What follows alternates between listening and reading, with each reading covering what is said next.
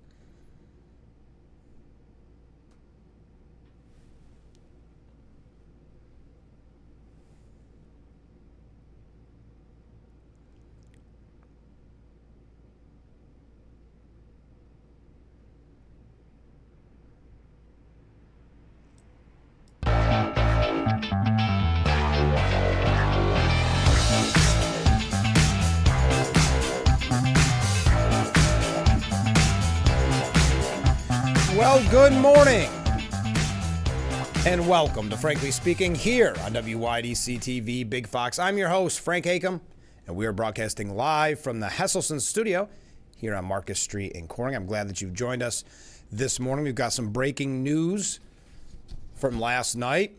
An explosive device planted close to a residential apartment block in Moscow has killed the head of Russia's nuclear, biological, and chemical defense forces. Lieutenant General Igor Krylov. A Russia investigative committee continues to investigate, according to the Associated Press. Krylov's assistant also died in the blast, triggered by the device which was placed in a scooter, officials are saying. The bomb was triggered remotely. Some news outlets are reporting that it was at the hands of Ukraine. Russia investigators have opened a case into the two deaths, according to the committee's spokesperson. Ukraine's secret services on December 16th charged Krylov with the use of banned chemical weapons during Russia's military operation in Ukraine that started back in February of 2022.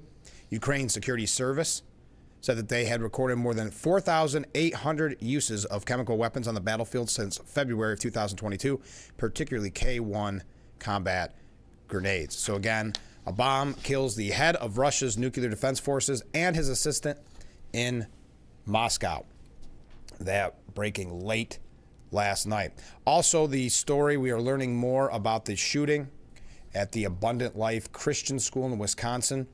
The teen girl who shot dead a student and a teacher and left two more students clinging to life at a private Christian school in Madison, Wisconsin, has been identified. Police said Natalie Samantha Rupnow, a 15-year-old student at the K-12 Abundant Life Christian School, brought a handgun to campus and opened fire around 11 a.m. inside a classroom during study hall. The teenage student and teacher were pronounced dead at the scene, while another teacher and 5 more students were wounded. Two of the students are in critical conditions with life-threatening injuries, according to Madison's police chief, Sean Barnes. This coming from the New York Post. Rupnow sustained a self-inflicted gunshot wound and was pronounced dead on the way to the hospital. An alleged manifesto espousing angry, hateful views is circulating online that some social media users claim belong to Rupnow, but Barnes said police have not yet been able to confirm that document. Quote, "We haven't been able to verify that it's authentic. We're certainly aware that it has been posted," he added. SWAT teams raided Rupnow's family's home. Neighbors reported not bombs, but those shock bombs to, get the family out. Busting through the front door and conducting a thorough search inside. The home is about 8 miles from the K-12 school, which is in the state capital, and has little more than 400 students. Rupnow opened fire inside a classroom during a study hall filled with students from different grades. As the gunfire erupted, a second grader in a nearby classroom called 911 for help, and police were on the scene in about 3 minutes, according to Barnes. They are now trying to investigate the motive, and they've been interviewing the shooter's father. At this point, he said there's no reason to believe her parents committed a crime. Barnes questioned how Rupnow was able to get her hands on the gun leading up to the deadly school shooting. Every child, every person in that building is a victim and will be a victim forever. We need to figure out and try to piece together what exactly happened, said Barnes. Barnes also addressed speculation online that the shooter was transgender in response to a question, but he stressed how the shooter's identity was not important. Quote, "Whether or not she was, he was, they were transgender is something that may come out later.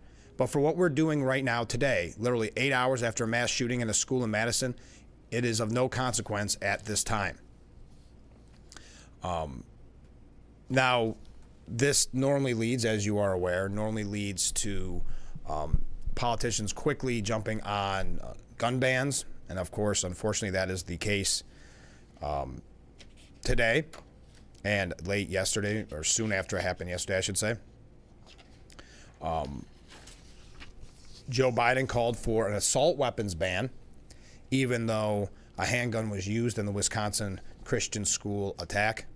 Biden released a statement which said, in part, from Newtown to Parkland to Madison to so many other shootings that don't receive attention, it is unacceptable that we are unable to protect our children from this scourge of gun violence. We cannot continue to accept this as normal. My administration has taken aggressive action to combat the gun violence epidemic. We passed the most significant gun safety legislation in nearly 30 years. I have taken more executive action to reduce gun violence than any other president in history, and I created the first ever White House Office of Gun Violence Prevention. Congress must pass common sense gun safety laws, universal background checks, a national red flag law, a ban on assault weapons, and high capacity magazines. So we know that the shooter, according to the Associated Press, 17-year-old female, that means that she was too young to buy a gun and therefore too young for point-of-sale background checks to have any impact. Moreover, it also means that the red flag laws would not have stopped her, and an assault weapons ban clearly would not have had any impact as she allegedly used a handgun. But this is normally the case when instead of being able to heal and grieve, it becomes a political conversation. Representative Mark Pocan called for his House colleagues to, quote, stand up to gun manufacturers following the reports of this shooting. This is a common refrain. Former FBI Deputy Director, Andrew McCabe, calls to change, quote, context of gun ownership after the shooting. During a broadcast on CNN, McCabe said, "We're going nowhere because it keeps happening. We know it's going to happen again. It's happening today. It's going to happen again in the near future. I can guarantee you that. And every time it happens, we do just about nothing.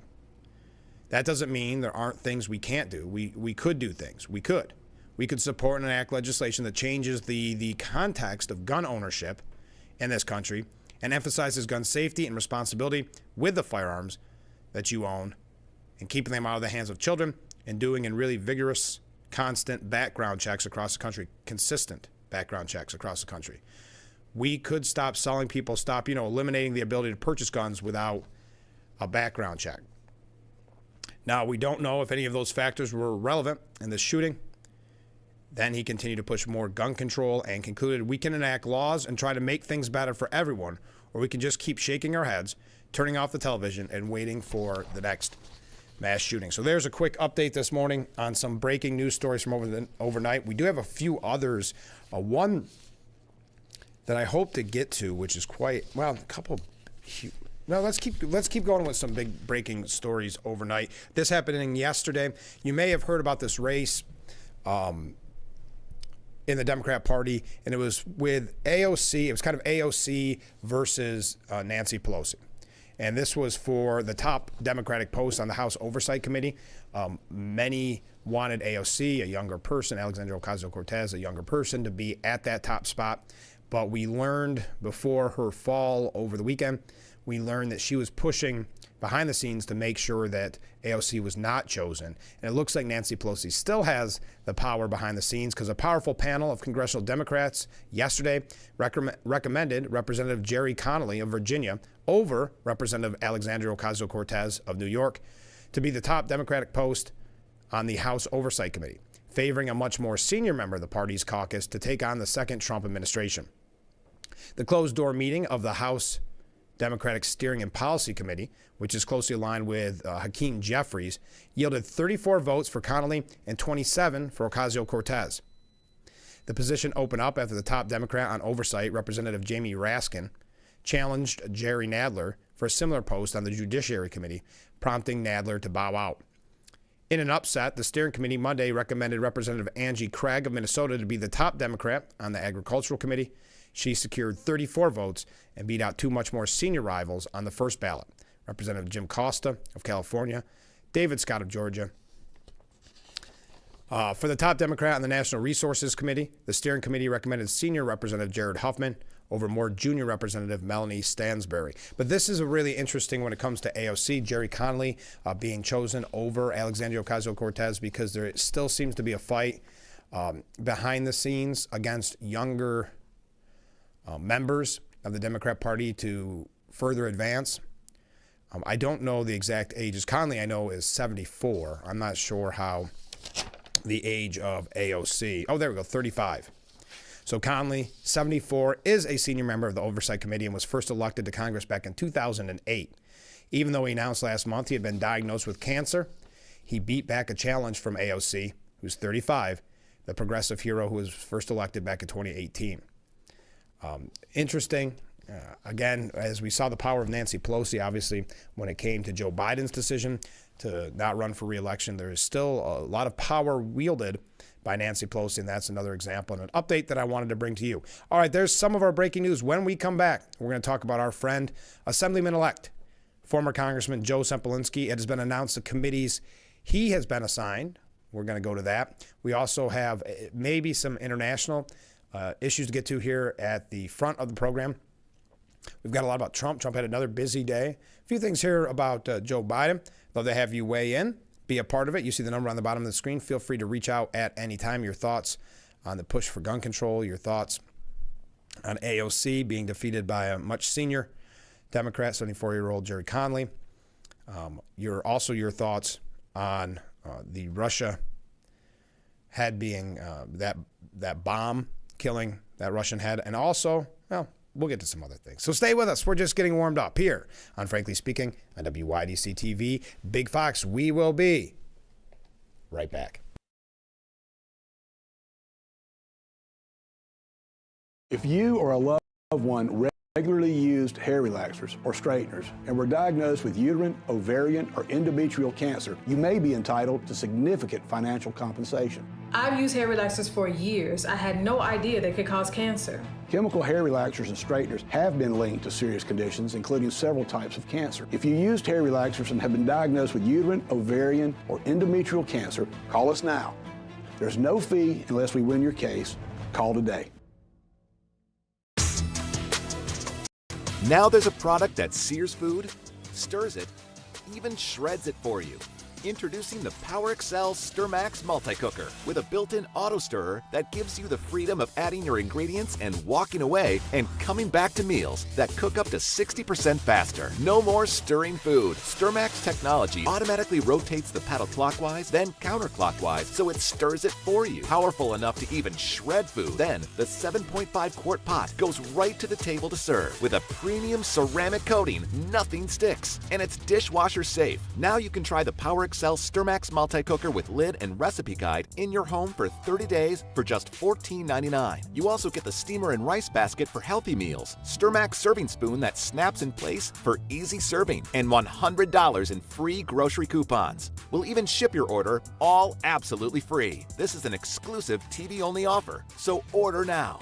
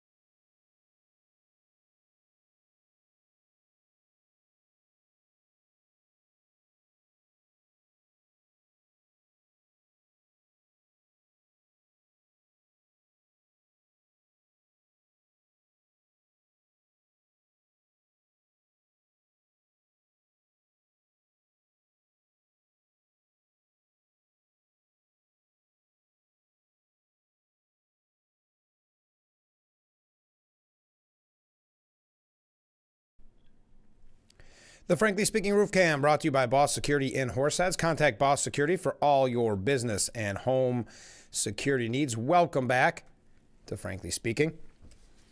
All right, we're broadcasting live from the Hesselson studio. Big news coming from our friend, Assemblyman-elect Joe Sempolinski. Now, Joe will be sworn in. He was on the program, a couple weeks ago? He'll be sworn in to office on January 7th in Albany. And he is in the 148th Assembly District, which consists of all of Allegheny and Cattaraugus counties and just a small portion of Steuben County.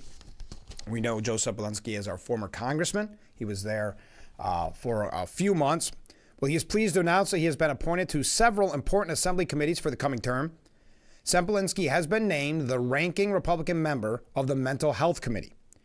He will also be on the following 5 committees: Education, Environmental Conservation, Higher Education, Labor, and People with Disabilities. This is what Assemblyman-elect Joe Sempolinski had to say about these committees. These committees are a great fit for the 148th District and for my background. I'm the proud father of a daughter with Down syndrome, so the People with Disabilities Committee makes sense based on my personal background. I served on the United States House Education and Labor Committee during my time in Congress, and I'm a former parochial school staff member. So the Education and Labor Committees make sense based on my professional background. The 148th District has 5 colleges and is a rural area where citizens often interact with the New York State Department of Environmental Conservation. So the Higher Education and Environmental Conservation Committees make sense based on the district I will represent.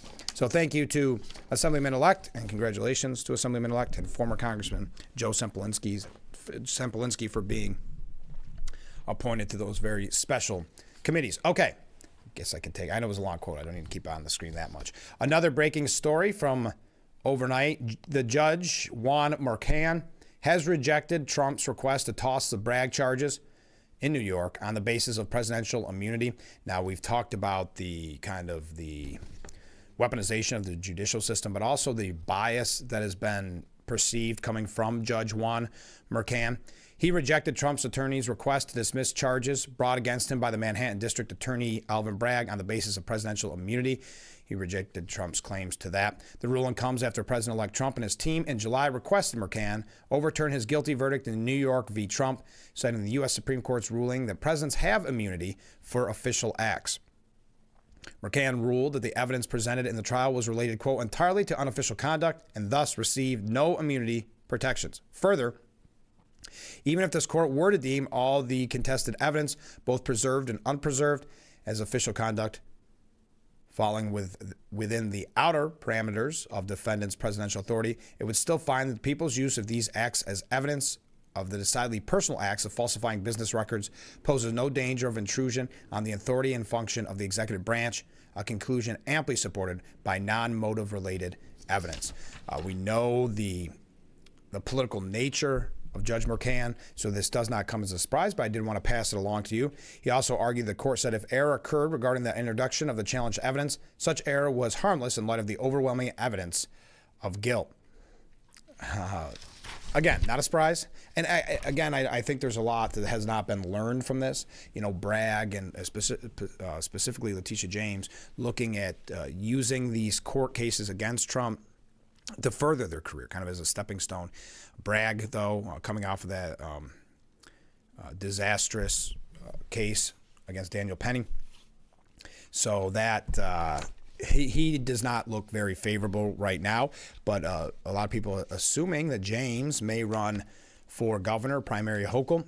And if that's the case, I think Democrats should probably take in mind that it was really this lawfare that helped secure, and we talked about this ironically with who we were just talking about, former Congressman and Assemblyman-elect Joe Semplinsky a few weeks ago, that really played a crucial role to the landslide victory of Donald Trump.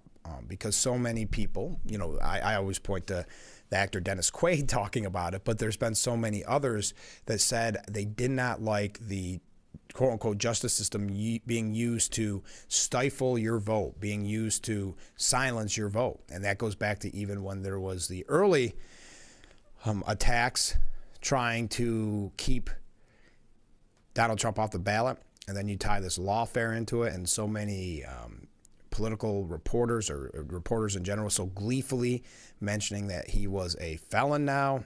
I don't think they should be looked at as some kind of hero.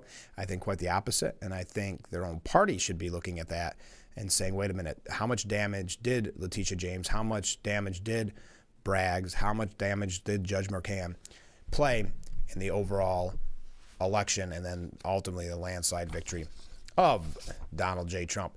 Okay, so another update from a story that we had for you pretty extensively last week. Former Syrian President Bashar al-Assad has broken his silence since the fall of his regime, claiming he never intentionally fled to Russia and blaming his own troops for the stunning collapse. A post Monday on Assad's former Telegram channel claims he merely left the capital on December 8th to meet with Russian forces to oversee combat operations as Syrian rebels stormed Damascus. Amid the assault, Assad said he was forced to evacuate among the Russian troops who took him to Moscow from where he allegedly still planned to lead. At no point during these events did I consider stepping down or seeking refuge, nor was such a proposal made by any individual or party. When the state falls into the hands of terrorism and the ability to make a meaningful contribution is lost, any position becomes a void of purpose, he said of his fallen regime. It remains unclear if the post on Telegram was made by Assad himself or if someone is in control of it. The message appears to be a response to reports over the weekend that the former president was well aware of his crumbling empire and kept hidden the fact that Russian troops were not coming to his aid. The night before his departure, Assad allegedly met with about 30 of his military chiefs to report that Moscow was sending troops to support the regime, asking that his generals hold out until then. Sources who were in that meeting told Reuters. Hours later, Assad was on a plane with his wife and kids, bound for Moscow, abandoning his generals, including his own brother, by the way, who fled via helicopter to Iraq. Reports also claim that before leaving for Moscow, Assad allegedly reached out to the United Arab Emirates for help, with the UAE allegedly refusing out of fear for potential international backlash. There you go. That's the first time it is assumed that he has spoken since his fall. Speaking of Syria, and I know we often talk about the media, I want to talk about CNN being duped in what looks like helping to free a Syrian prisoner who was actually a notorious member of Assad's regime, a torturer. We're going to talk about that just quickly because we have a lot to cover, and I see a lot of people writing in with comments, your thoughts on all these issues of the day. Very busy news morning, so stay with us. We'll be right back with Frankly Speaking here on WYDC TV, Big Fox.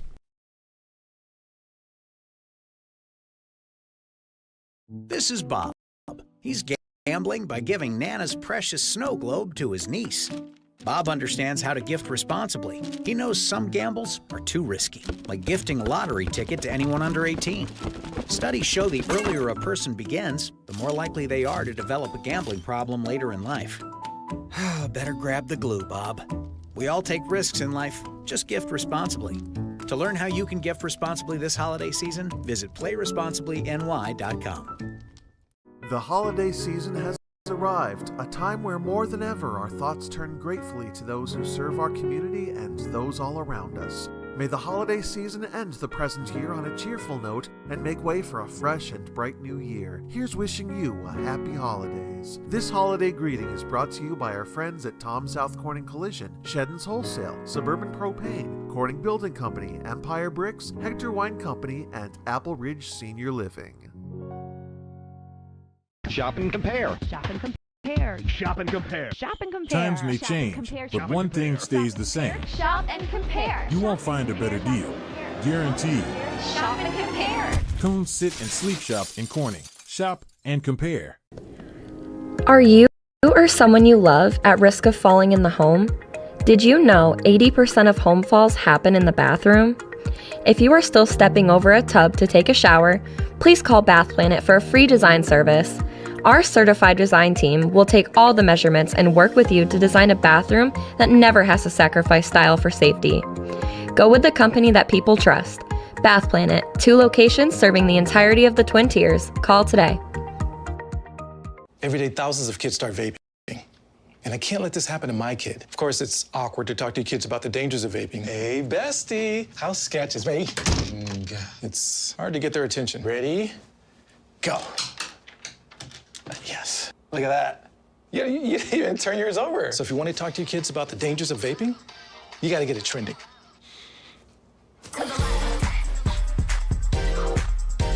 No, you're doing it wrong.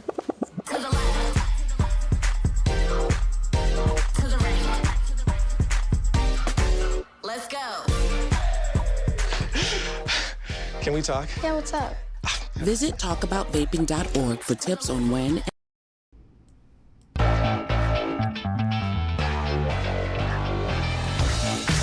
Thank you again to Boss Security for bringing us a roof cam. Contact them today for all your business and home security needs. We are back, broadcasting live from the Hesselson studio. Comment from viewer: I'm tired of the attacks on guns. When I was growing up, you could go to the student parking lot and find an army of pickup trucks with shotguns and rifles in the gun rack. Nothing ever happened. At 16, you could purchase a .22 and ammo. Guns are not the problem. Use the laws on the books and prosecute criminals accordingly. It is interesting when you see, well, even for instance, something as simple as pardoning Hunter Biden, right? They talk about being tough on guns, and then you see those charges, well, being pardoned from the gun charges. Okay, continuing though, what is an assault rifle? Is a .22 automatic an assault rifle? It could be if used in an assault. Yeah, the assault is, they know what they're doing with the language there, manipulating the language to, because listen, if you call something an assault weapon, it sounds a lot worse than talking about what guns you actually want to ban. It makes a blanket statement, right? So they know what they're doing when it comes to semantics there. But continuing with this viewer's comments, New York has tough laws and processes to obtain guns legally. Why do legal gun owners suffer for criminal actions? How would citizens protect themselves? Yes, very often, well, that is the case. And it's the law-abiding citizen who actually follows the rules, follows the laws, that suffer. I would agree with that statement. Thank you very much. Keep those comments coming in. Yeah, I wanted to just mention this quickly because we've talked about the mainstream media losing their credibility time and time again. The prisoners CNN helped free from a secret facility in Syria was actually a notorious member of Bashar al-Assad's forces, known to torture those who refused to pay him off. That's according to a shocking local fact check. The network went viral last week with footage of the startled prisoner being led from the prison by journalist Clarissa Ward, who called it, quote, one of the most extraordinary moments I have witnessed in her 20 years of reporting. But independent and unbiased fact checkers, Verify Psy, published a detailed report saying that the seemingly innocent prisoner was actually Salama Mohammed Salama, a first lieutenant in the Syrian Air Force intelligence with a long history of alleged war crimes. Quote, "We have subsequently been investigating his background and are aware that he may have given a false identity," CNN was forced to acknowledge. "We are continuing our reporting on this and the wider story." The CNN story last week showed Ward and a camera crew escorted by a rebel fighter visiting a former Syrian Air Force intelligence headquarters in Damascus and freeing the man who was found under a blanket locked in a windowless cell. He gave his name as Adel Gurbal and claimed to have been arrested by government authorities 3 months earlier and said he had no idea the Assad regime had collapsed. But as Verify Sci noted, he appeared well-groomed and physically healthy, with no visible injuries or signs of torture. A portrayal of someone allegedly held in solitary confinement in the dark for 90 days, that does not add up. He also did not flinch or blink, even when gazing up at the sky, despite having said he had not seen sunlight for 3 months. We know that is what we're going to say. He's not a very good actor. They also found there's no record of an Adel Gurbal in the region, leading it to his true identity, Salama. Salama worked at several security checkpoints. He was involved in theft, extortion, and coercing residents into becoming informants for Assad.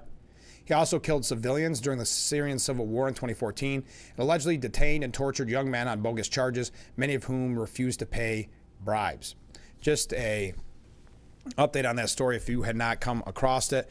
They put together at the New York Post all the clues that point that he was not a prisoner, but was actually a Assad regime torturer. If you look at, like I mentioned, hiding alone in an empty prison, the broadcast crew stumbled upon Salama in what appeared to be the only locked cell in a secret facility in Damascus that had already been emptied. The crew, who were searching for traces of missing U.S. journalist Austin Tice, were then asked to turn off their cameras while a rebel shot the lock off the cell door. The footage then shows an empty cell that appears to be spotless except for a blanket lying in the corner. An armed soldier pulls on the blanket, dramatically revealing a man who immediately sits up and holds up his hands in fright. There's no signs of torture on him, as mentioned. Clean-cut appearance. There's no reaction to this first glimpse of sunlight in allegedly 90 days. Didn't blink when gazing up at the sky. So when you actually look at Salama, Mohammed Salama, after his escape from prison, they identified him. He has killed civilians, as I mentioned. Locals claim he was locked up in prison when he was discovered for less than a month due to a dispute with a high-ranking officer who shared the extorted money. So that's just a quick update on that story from CNN. It was a major story last week, now kind of crumbling and falling apart. Another breaking story this morning that Justin Trudeau is on the brink of resigning as his Liberal government crumbles. This is just days after, well, weeks maybe at this point, meeting with President-elect Donald Trump. Canadian Prime Minister Justin Trudeau is on the brink of resigning as his Liberal government crumbles around him. Trudeau is considered his option as leaders, sources have told the broadcaster CTV. While his finance minister, Chrystia Freeland, revealed she will quit, and that's because of a disagreement with the tariffs and how to react to President-elect Trump's threats on the tariff. Freeland quit on Monday after clashing with Trudeau on issues including how to handle possible U.S. tariffs, dealing a huge blow to an already unpopular government. So there you go. There's your quick, boy, a lot of breaking stories. Oh, hey, have you seen the criticisms? And I would like to know your opinion. I know we've got a lot of Bills fans out there in the audience. It comes up every once in a while. What are your thoughts? Governor Hochul, by the way, she's busy. She's been signing a lot of laws into the books, and that's not typically a good thing, folks. That doesn't normally lead to great things here in New York, but she's very busy. She's going to be soon releasing her budget, as you know, and we'll talk to Assemblyman Phil Palmisano about that. Hey, now we can talk to Assemblyman Joe Semplinsky about that, too, after January 7th. But Governor Hochul is now being slammed over the taxpayer-funded Buffalo Bills Stadium after the Bills owners' massive windfall. Now, if you recall at the time, we talked about this a lot when the program first started, when Frankly Speaking first started here on Big Fox.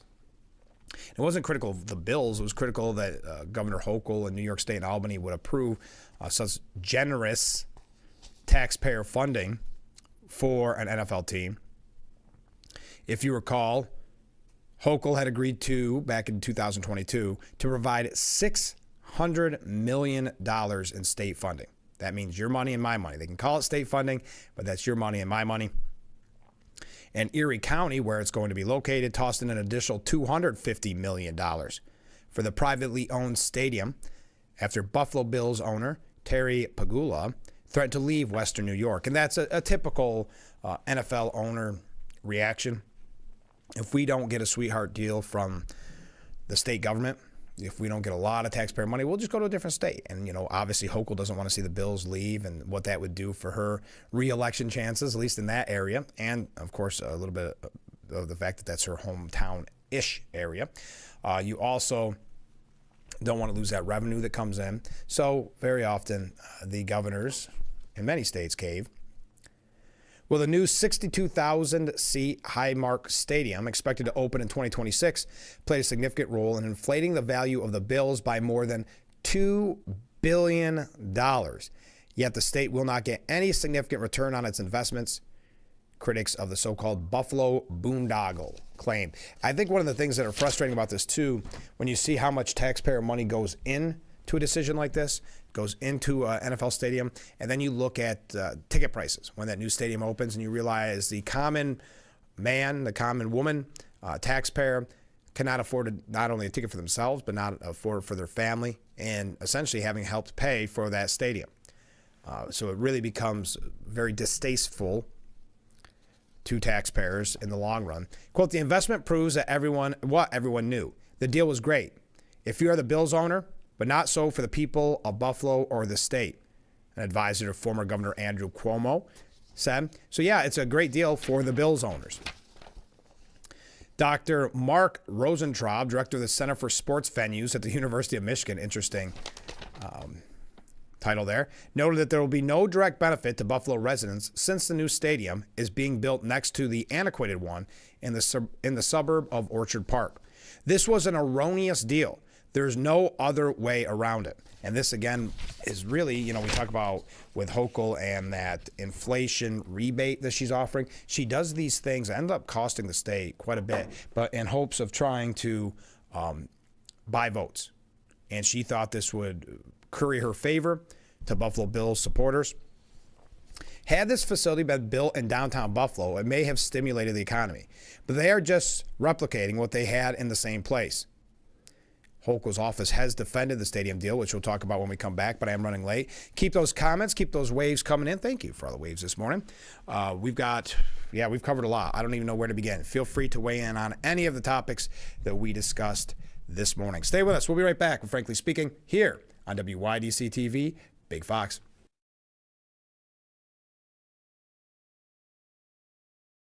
Attention, Elmaron may lead to vision loss. If you have suffered vision problems after taking Elmaron to treat bladder pain, call the Hearn Law Firm. Elmaron may be responsible for your vision problems, and you may deserve compensation for your injuries. If you took Elmaron and now have vision problems, call the Hearn Law Firm at 888-308-3866 right now. You could find out if you qualify in less than 2 minutes. Call 888-308-3866 for your free case review. Hot Tubs, Hot Tubs.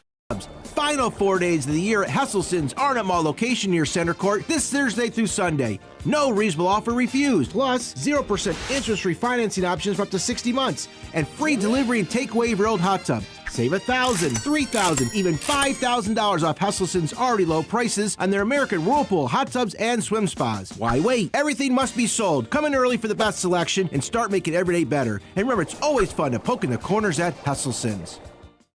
Want to know why it's hard to stop a train? It's how we've invented products that reinvented our world. It's how we test as hard as the elements do. It's how we run. Aaron's Heating and Air Conditioning in Corning, New York is a local, veteran-owned and operated company with over 25 years' experience. From service and repair to new installations, trust the experts at Aaron's Heating and Air Conditioning.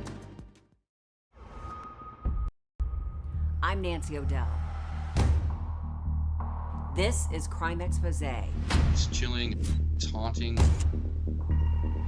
We knew exactly who it was. Blood stains on her shorts. See you in September.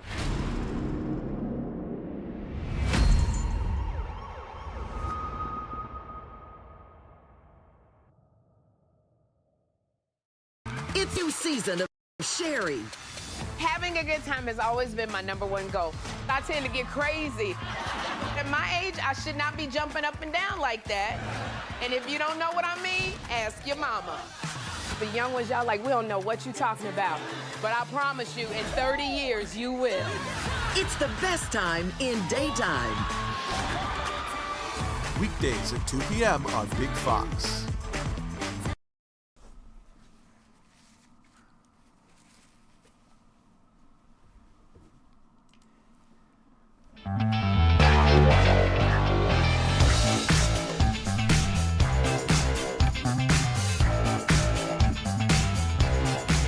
The Frankly Speaking Roof Cam, brought to you by Boss Security in Horseheads. Contact them today for all your business and home security needs. We are broadcasting live from the Hesselson studio on Market Street in Corning. We're talking about the Buffalo Bills Stadium and what is being called an erroneous deal, that the Bills increased their value $2 billion on the back of taxpayers. And I don't even blame the Buffalo Bills. I mean, if Governor Hochul in Albany are willing to make this kind of quote-unquote taxpayer sacrifice in our name, I mean, you can't really, they're still a business. You can't really knock them. Now, we do have a comment from a viewer here. I don't even watch football. Why should my tax dollars go to $1 million private industry? That's a great point.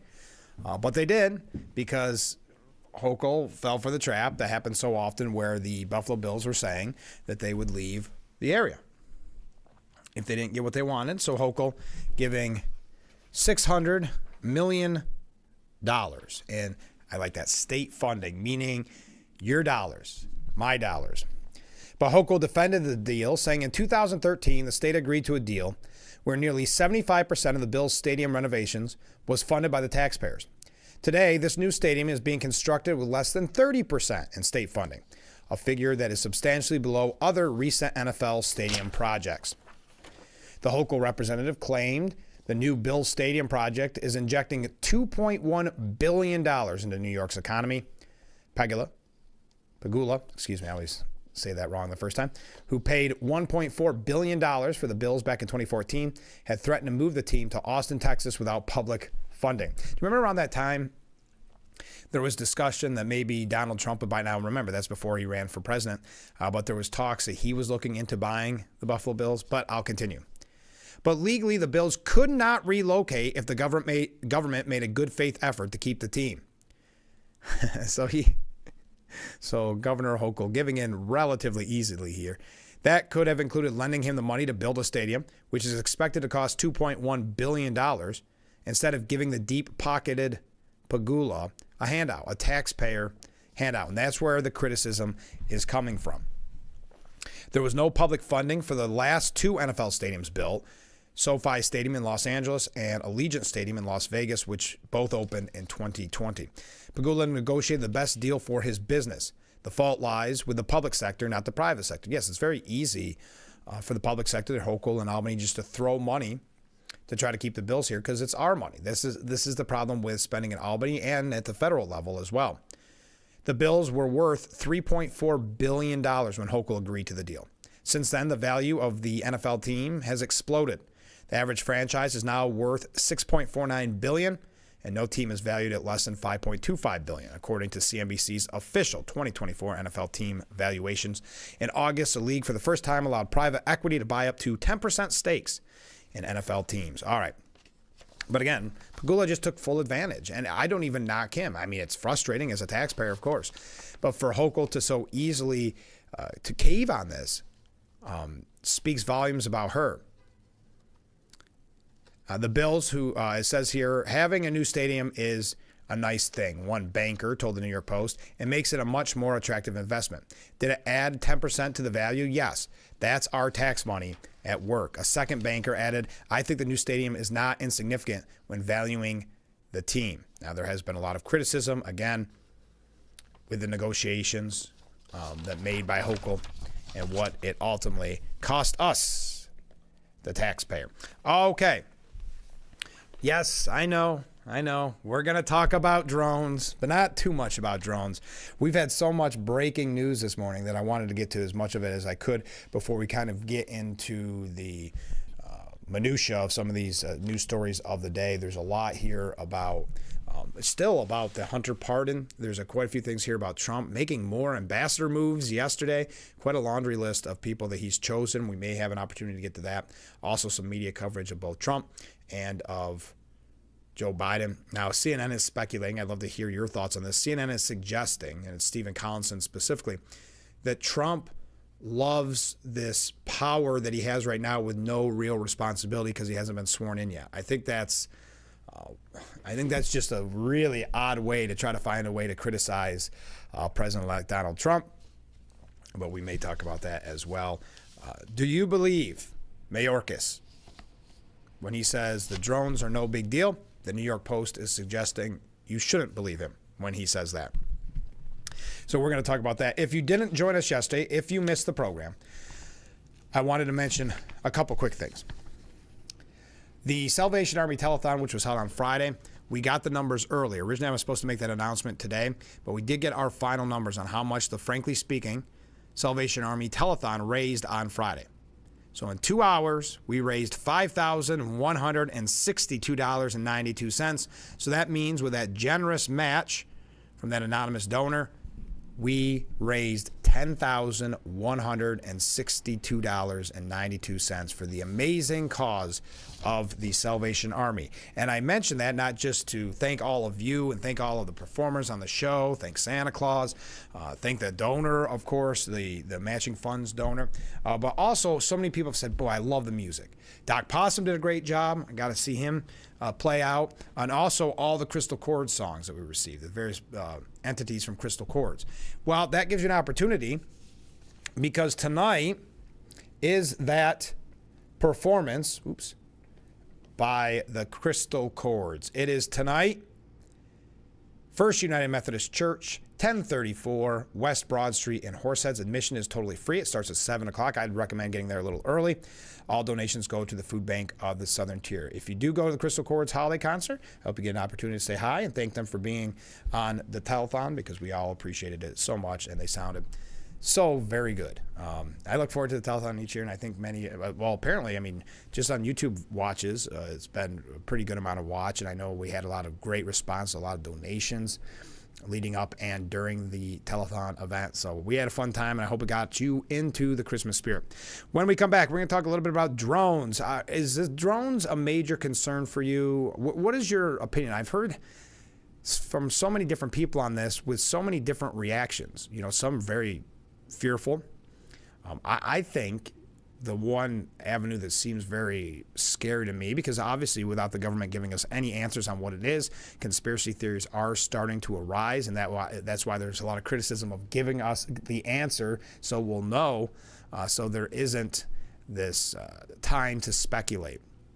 But there's been quite a few quote-unquote experts who suggest that maybe they're looking for some type of, radioactive material, some, heaven forbid, a nuclear bomb, something like that, or chemical weapons, or just a gas leak, things like that. So there's a lot of quote-unquote conspiracy theories, and there will be more until we are given answers. So we're going to talk about that when we come back. Stay with us.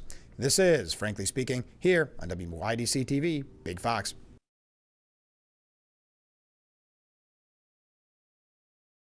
Hustling plus overbooked plus bustling plus cleaning overlooked. It all adds up. With Mary Maid's professional cleaning services, you'll have one less thing to worry about. Mary Maid's. Relax. It's done. Plus too busy plus bustling plus in a tizzy. It all adds up.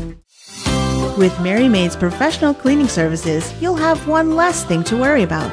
Mary Maid's. Relax. It's done. I'm Marianne Crawford. I've lived here for 70 years, but I do fine right here in my house, and I want to be here as long as I can be. And I feel comfortable knowing that if something happened to me, someone would know because of the cameras that are installed in various spots in my home. That has been a wonderful gift to me to be able to have that security and that support from Full Circle America, and that's what it's all about. Football's newest show breaks Down all things NFL, GMFB Overtime. Check out top highlights, player interviews, special guests, and everything in between. 5 days a week. GMFB Overtime. It's football for everyone.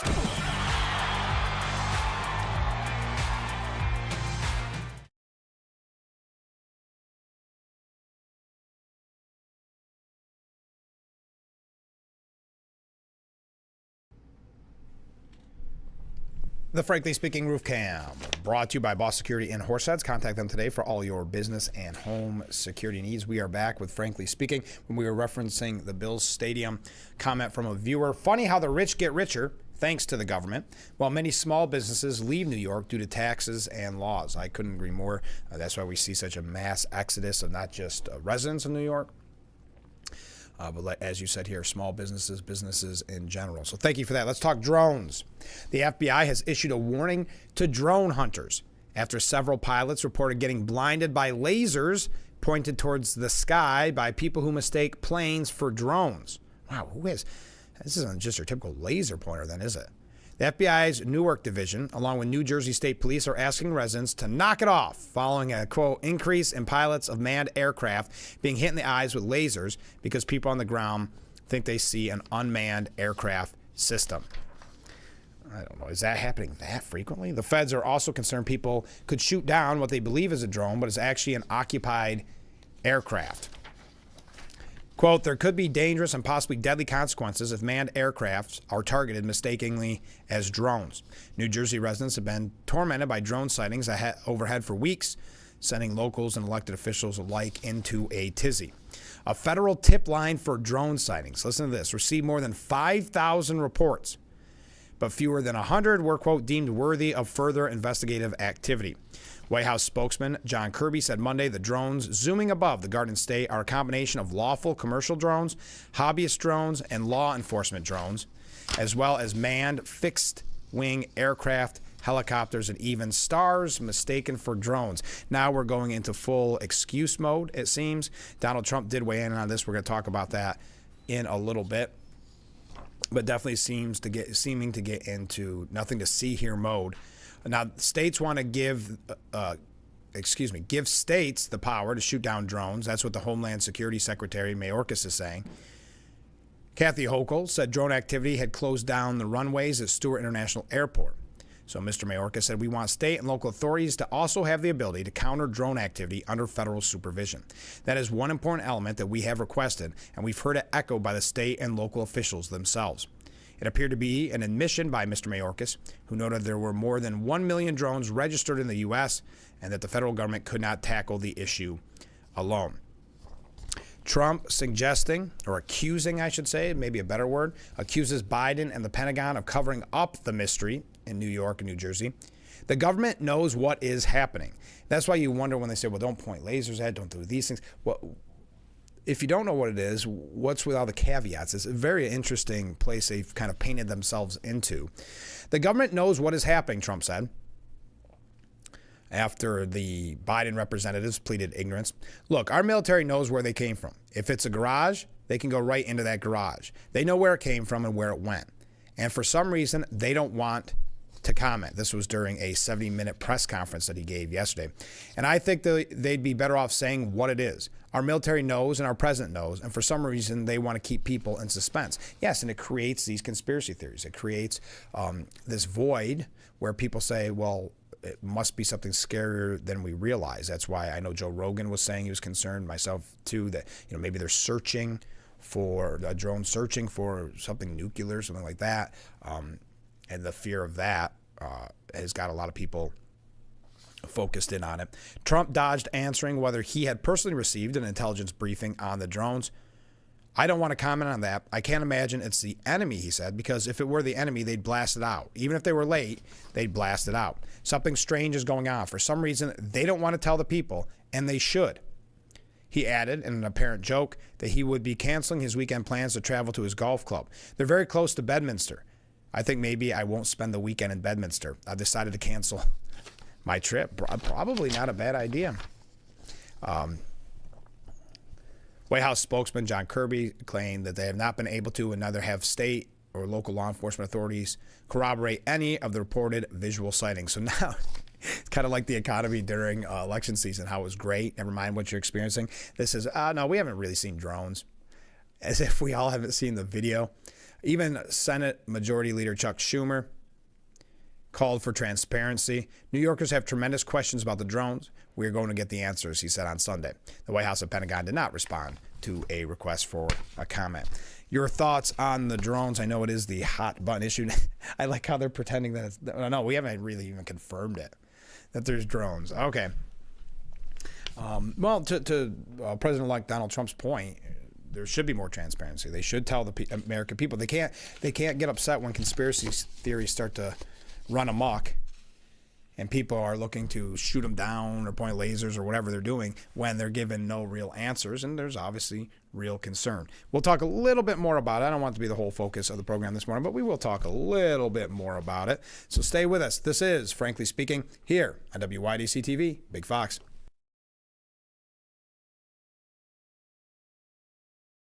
Have you been unable to work for over a year due to a mental or physical disability? Were you recently denied Social Security disability benefits? Great news. You may be eligible for money, back pay, relief.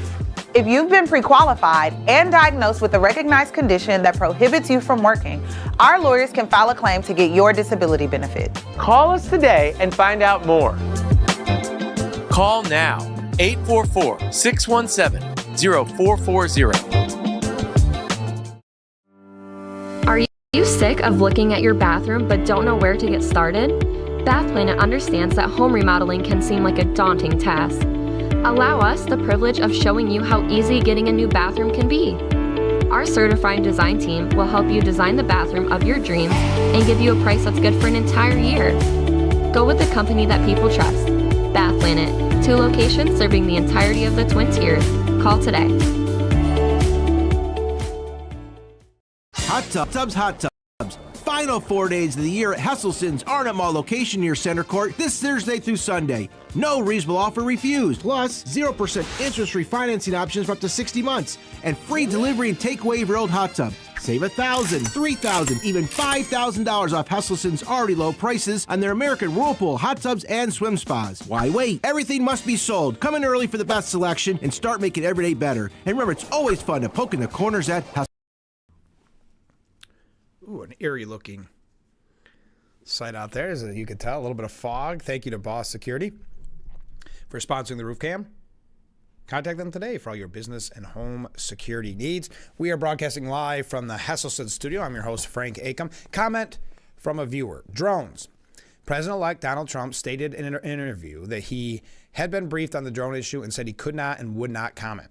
That tells you all you need to know. It just raises more red flags, and that's why the New York Post editorial board, I think, had a very interesting take on this, saying, "Don't worry, America. Those mysterious drones over New Jersey and spreading to other states are totally fine." Well, that's, according to Homeland Security Secretary Mayorkas. That is, a serial liar is whoever's running the Biden administration trying to fuel panic. Quote, "We know of no foreign involvement with respect to the sightings in the Northeast," Mayorkas said on ABC as he tried to hammer home the all is well theme, an appearance in which he also blamed the increased sightings on the September 2023 relaxation of an FAA rule about drone flights. A fall 2023 rule change doesn't explain a massive uptick more than a year later. If this, following a similarly lame performance last week from White House spokesperson John Kirby, is the best the Biden crew can do, it's little wonder that people are scared. Worse, the ABC happy talk came after a CNN appearance in which Mayorkas blamed the pathetic rubes of Jersey for daring to notice weird stuff going on in the night sky. Quote, "There very well may be drones in the sky, of course, but those are commercially available. One can go into a convenience store and buy a small drone, but we know of no threat or nefarious activity." The thing is, no one has any reason to believe Mayorkas about the nefarious activity claim, even if it's true. His entire tenure has been an exercise in lying to the public, brazenly and deliberately, about nefarious activity, i.e., a flood tide of illegal border crossings, patently obvious to everyone. The border is secure, he would say. How many times did Mayorkas repeat that over these last 4 years, even as millions upon millions of illegals streamed in? How many times did he and his fellow Bidenites tell citizens to ignore what they saw? And that's what they're doing here as well. You're probably not even seeing it. It's probably not even drones. It's probably stars.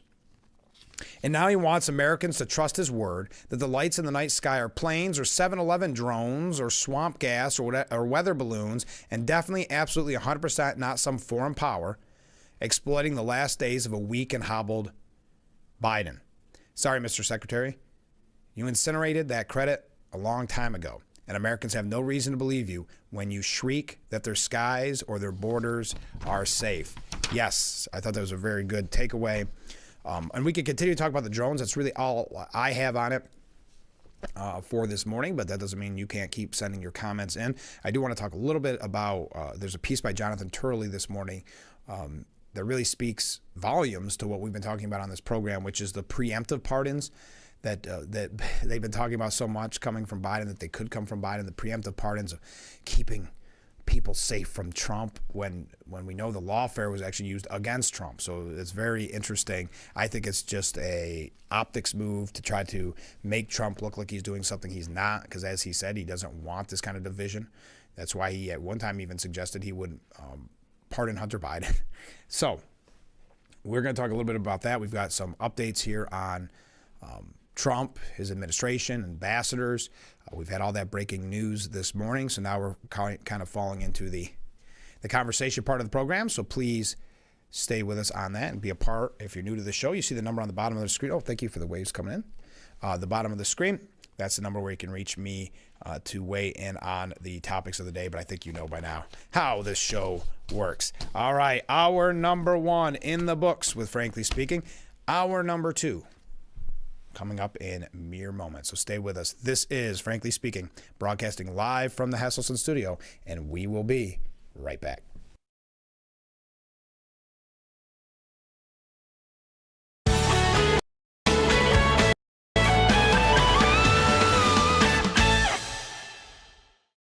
Name something with a diamond in it. Diamondback rattlesnake. It's in the name.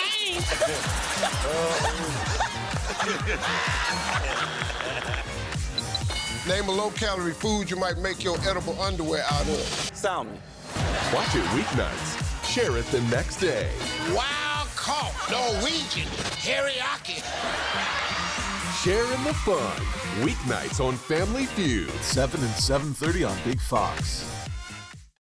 Sid and Missy face off in Why can't we watch DuckTales? Because we don't learn anything. Book Smarts versus Street Smarts. Is it working? Are you feeling motivated? Very. It's the battle of twins. Life is so confusing. I always hoped it would be easier for me when I grew up. It's gonna be all right. You were faking. Bazinga. Young Sheldon. Weeknights at 6:30 on Big Fox.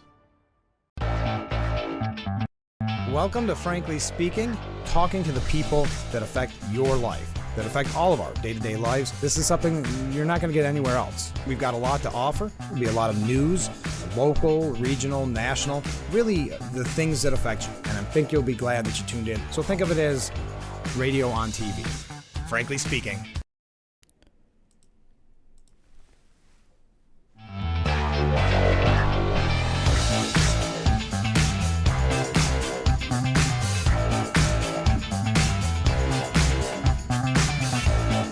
And welcome back to Frankly Speaking here on WYDC TV, Big Fox. I am your host, Frank Acom. And we are broadcasting live from the Hesselson studio here on historic Marcus Street, the Gaffer District. A lot of comments from viewers, so let's get right to them. Did the spy balloons go the same places as the drones? I don't know. It wasn't in New Jersey, I know that, but I think I know your point. Sorry, I'm seeing all these extra comments coming in. I see your point that to compare these two, because that's one of the issues that I had when people said that they're probably not Iran or China, or they're just, and I thought, well, we were told not to worry about the Chinese spy balloon, and that was flying over for a long time, and nothing was done by our president and the government. So I see your comparison. I don't think they flew in the same area, though. No. But next up. Oh, hey, it's from Ken. Hey, Ken. I think I figured out the real story with the drones. It's an alien invasion, and the government around the world are working to repeal it clandestinely without striking fear in the world's population. Okay. If the conclusion of this invasion follows suit to movies like War of the Worlds, the world-renowned Frankly Speaking television show will communicate with the alien leaders and convince them that the Dems are no longer in power and the danger that they pose for the universe has ended, at which point the aliens will peacefully leave our solar system and the world will survive. Well, thank you, Ken. Who's to say I'm not already communicating with alien leaders? It sounds like it some days. All right, next up. Thank you for that, Ken. I appreciate it. Another comment from a different viewer. Can Mayorkas be held accountable for the crimes and deaths caused by his failure to protect U.S. citizens, which was his job? I have my doubts. If he could, I believe you would expect a pardon coming very soon from Joe Biden, which, speaking of which, Jonathan Turley, respect Jonathan Turley a lot. He does a great job. He has a piece, I believe this was it's at the New York Post, but I'm not sure if it was originally at Fox. He said there are growing indications that President Biden is about to fundamentally change the use of presidential pardons by granting prospective or preemptive pardons to political allies. And if you think about I guess the only word you could use is generic. When it was Hunter Biden, crimes known and unknown that were committed for 11 years being erased. Despite repeated denials of President-elect Donald Trump that he is seeking retaliation against opponents and wants, quote, success to be my revenge, Democrat politicians and pundits have called for up to thousands of such pardons. And again, I think this is to kind of create a scenario for those who aren't paying attention that Trump is actually being vindictive or retaliatory. While there's little threat of any viable prosecution of figures like the members of the House January 6th committee, the use of white knight pardons offers obvious political benefits. After many liberals predicated the imminent collapse of democracy and that opponents would be rounded up by the Trump administration, they are now contemplating the nightmare that democracy might survive and there will be no mass arrests. The next best thing to a convenient collapse of democracy is a claim that Biden's series of preemptive pardons averted it, to preserve that narrative. And that's an interesting point. If he did not release these pardons, democracy would have been at threat. Interesting. That's why we appreciate Jonathan Turley's take on things so frequently. Biden's pardon list has replaced the usual inaugural ball list as the must-have item this year. Pardon envy is sweeping over the Beltway as politicians and pundits push to be included on the list of presumptive Trump enemies. And you saw that in the past too, especially for media personalities who are very often so full of themselves, saying things like, I'm fear for myself. I think Trump's going to take me out. And you go, are you even like a top-rated show? Are you even during prime time? I don't think Trump's focusing on you just because you have a show on MSNBC. But I'll continue. This political stunt could come at a cost, says Jonathan Turley. Preemptive pardons could become the norm as presidents pardon whole categories of allies and even themselves to foreclose federal prosecution. It will give presidents cover to wipe away any threat of prosecution for friends, donors, and associates. This can include self-pardons issued as implied condemnations of their political opponents. Again, if you're just joining us, this is Jonathan Turley. It could easily become the final act of every president to pardon himself and all of the members of his administration. We could then have an effective government immunity rule that comes with service in the executive branch. Ironically, there's even less need for such preemptive pardons after the Supreme Court recognized that presidents are immune from many decisions made during their presidency. Likewise, members of Congress have robust constitutional protections for their work under Article 1, as do journalists and pundits under the First Amendment of the Constitution. We have gone more than 2 centuries without such blanket immunity. Yet even presidents in poisonous times did not do what Joe Biden is now contemplating. No president has seen fit to go as far as where Biden appears to be heading. We have a constitutional system that allows for overlapping protections of individuals from abusive prosecution and convictions. It does not always work as fast as we would want it to, but it has endured as the oldest and most stable constitutional system in history. These figures would prefer to fundamentally change the use of the pardon power to maintain an apocalyptic narrative. one that was clearly rejected by the public in this election. And that apocalyptic narrative is Trump's going to go after everybody. He's going to go after his enemies. And we've said time and time again, he has pointed the complete opposite direction. Yes, every once in a while, as he is wont to do at a press conference or some reporter asks him a question, he may do a little tough talking. But he even stated in the past that he would have thought about giving Hunter a pardon. He wants his success to be his revenge, if you will. If you cannot prove the existence of the widely touted Trump's enemies list, a Biden pardon list is the next best thing. That's a good point. After years of lying to the American people about the influence peddling scandal and his promise not to consider a pardon for his son, Biden would end his legacy with the ultimate dishonesty by converting pardons into virtual party favors. In doing so, he has ironically lowered the standard and expectations of his successors. Joe Biden has become the president that Richard Nixon only imagined. He would establish with utter clarity that this power is not presidential, but personal and political. And the media is waiting to give him a standing ovation. And that's a very good point. They will praise him for this because they can't. There is no Trump enemies list. So they're creating this pardon list to take its place, and that ties in because they are looking for any ways to praise him. Obviously, there's been some very tough articles and tough conversations about Biden's legacy after his loss. Democrats blaming him for not getting out early enough, ironically, after they propped him up for 3.5 years. So it's a very interesting time when we talk about quote-unquote legacy, when just a few months ago, he was considered George Washington. He was considered so consequential that he should be on Mount Rushmore. Well, Al Sharpton, now there were calls for him to be at least punished by MSNBC after he took those two large donations from Kamala Harris before they had an interview to his group. Very fishy, very suspicious. That seems to have died down, any conversation around that. But MSNBC host Reverend Al Sharpton warned Democrats that not bragging about President Biden's accomplishments would allow President-elect Donald Trump to dictate the narrative. When Biden relinquished the Democratic nomination and passed the baton to Kamala Harris amid pressure from his political allies, many Democrats imagined it would be an easy victory for her over Trump. Now that Trump has won a resounding victory, however, some are looking back at the current president, the only candidate who has defeated Trump in a presidential election, in a new light. On a panel on MSNBC yesterday, they reacted to a recent Washington Post opinion piece headlined, "Progressives Should Defend Biden's Legacy to Protect Their Future." The author is E.J. Dionne Jr. And Dionne argued that the far more pressing imperative, rather than figuring out a new electoral strategy, is preventing Trump's victory from discrediting Biden's domestic policy legacy. And this is very reminiscent, very akin to what we heard during the campaign, that no, everything is fine, everything's great, you just don't understand. It goes back to Mayorkas. No, you might not even be seeing drones. Or no, there's not a problem with flooding of illegal immigrants across the border. Or the old tried and true, no, the inflation isn't bad. Never mind your groceries. Never mind the cost on your groceries and your bills. You're nuts. MSNBC host Joe Scarborough recalled a conversation with former President Bill Clinton about how the election went. Scarborough had explained that he was concerned about fascist rhetoric and democracy.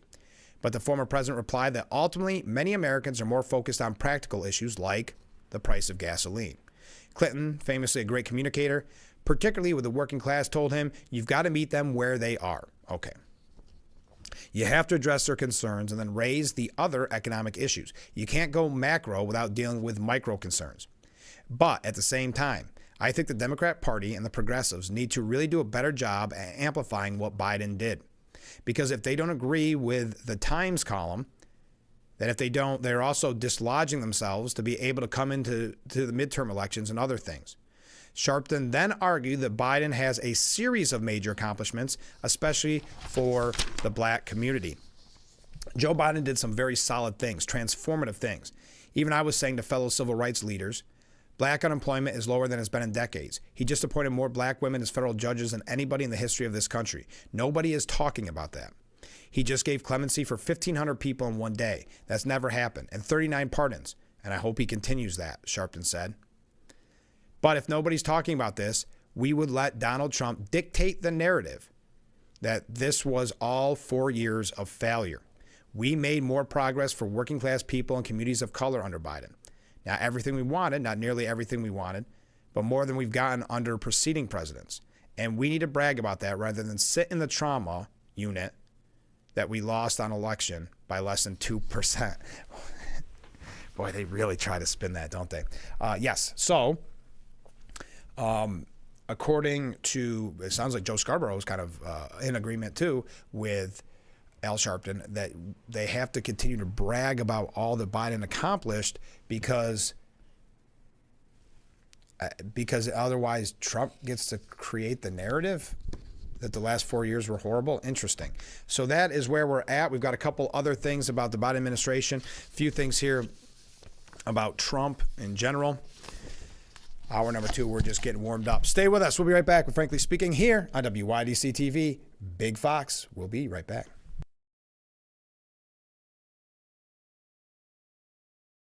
If you or a loved one regularly used hair relaxers or straighteners and were diagnosed with uterine, ovarian, or endometrial cancer, you may be entitled to significant financial compensation. I've used hair relaxers for years. I had no idea they could cause cancer. Chemical hair relaxers and straighteners have been linked to serious conditions, including several types of cancer. If you used hair relaxers and have been diagnosed with uterine, ovarian, or endometrial cancer, call us now. There's no fee unless we win your case. Call today. The holiday season has arrived, a time where more than ever our thoughts turn gratefully to those who serve our community and those all around us. May the holiday season end the present year on a cheerful note and make way for a fresh and bright new year. Here's wishing you a happy holidays. This holiday greeting is brought to you by our friends at Tom South Corning Collision, Sheddon's Wholesale, Suburban Propane, Corning Building Company, Empire Bricks, Hector Wine Company, and Apple Ridge Senior Living. Wow, you found it. I did. The History of Water Part 6? I've been dying to read this. I know, honey. I always wanted that book. At Culligan, we get that most people don't think about water like we do, and that's okay. You see, when we install one of our high-efficiency water softeners, we're thinking about hard water and limescale buildup, so you can just think about longer-lasting appliances and softer skin and hair. At Culligan, we think about your water, so you don't have to. Call today to schedule your free water test. How many times you tried to clean a stubborn mess but end up with no success? What you need is the all-new waterproof Ruby Horsepower, the new cordless and rechargeable power scrubber that cleans faster and easier, guaranteed. Watch, baked on oven grease is no match. It blasts away dirt and grime in no time. The power comes from our rotating brushes, spinning at 350 RPM. The incredible torque fights calcium, mildew, mold, and more. Take it in the kitchen, where it busts through caked-on crud, or outside and tackle tough tasks with ease. Get your Ruby Horsepower with 4 additional attachments, all for just $39.99. Great news! They're in stock and ready to ship. Due to high demand, only 2 per order. Order now. Call 1-800-980-2344. That's 1-800-980-2344, or visit horsepowerscrubber.com. So call 1-800-980-2344.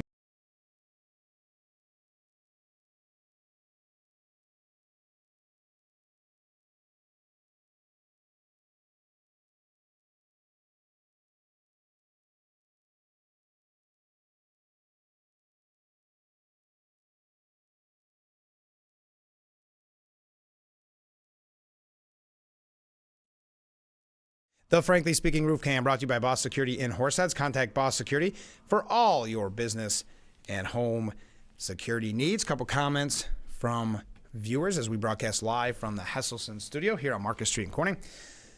This from Ken. I will bet that 99% of the Democrats and all the deep state actors are salivating over the thought of getting a 10-year-long preemptive pardon. And Turley has a great point. This could become the norm, and a partially corrupt government could morph into a totally corrupt government with all crimes wiped clean every 4 years. It's a scary thought. It is. Think of how much you could nefariously do behind the scenes if that was your mindset as a president. What you could do if you know you can send kind of your minions a pardon at any moment to protect them. Scary thought. And I also think it's kind of pathetic because there's so many people in the media specifically like these talking heads and some politicians that really wanted to be on Trump's quote-unquote enemies list, whatever that is.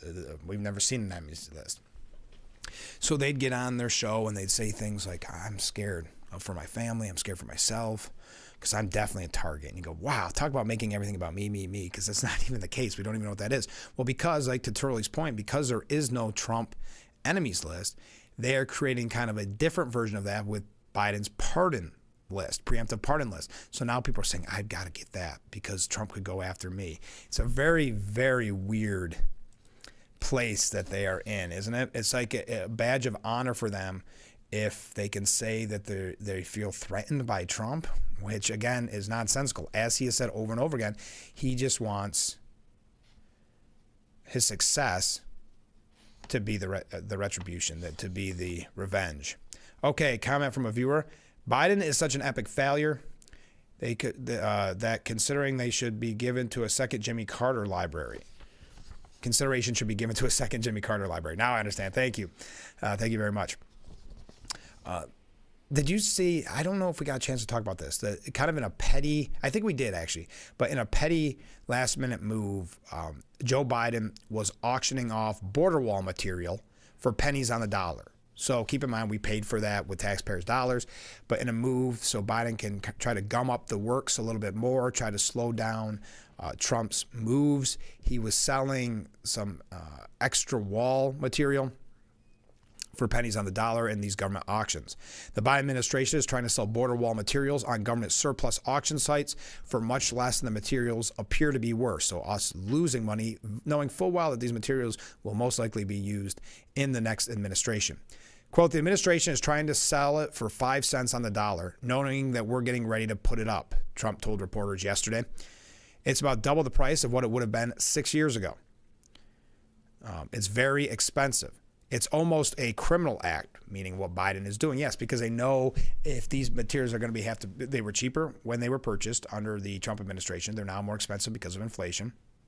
So to sell them for a loss and then knowing full well that Trump is just going to have to buy them back shows you their disdain for the taxpayers, that they don't care at the end of the day about taxpayers' dollars. And I think you just got to point to Kamala Harris and her campaign spending $1.5 billion over 107 days in some of the wasteful ways we've learned that she spent, like with Al Sharpton, or building that set for the podcast in a hotel room. These type of wasteful spending, they have no respect for money at the end of the day. But I'll continue with what Trump had to say. It's almost a criminal act. They know we're going to use it. And if we don't have it, we're going to have to rebuild it. And it'll cost double what it cost years ago. And that's hundreds of millions of dollars because we're talking about a lot of wall. All it means really is we're going to spend hundreds of millions of dollars more, not even talking about the time it will take. So what a last bit of pettiness going out the door, because there's not much that Biden can do at this point.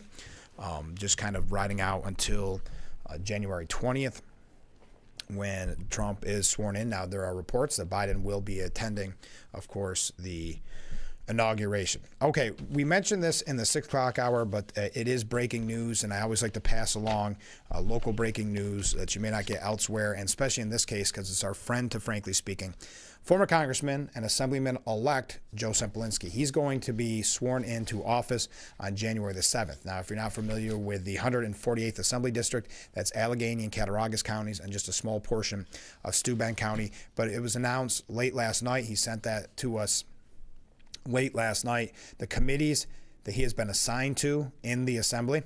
He has been named the ranking Republican member of the Mental Health Committee.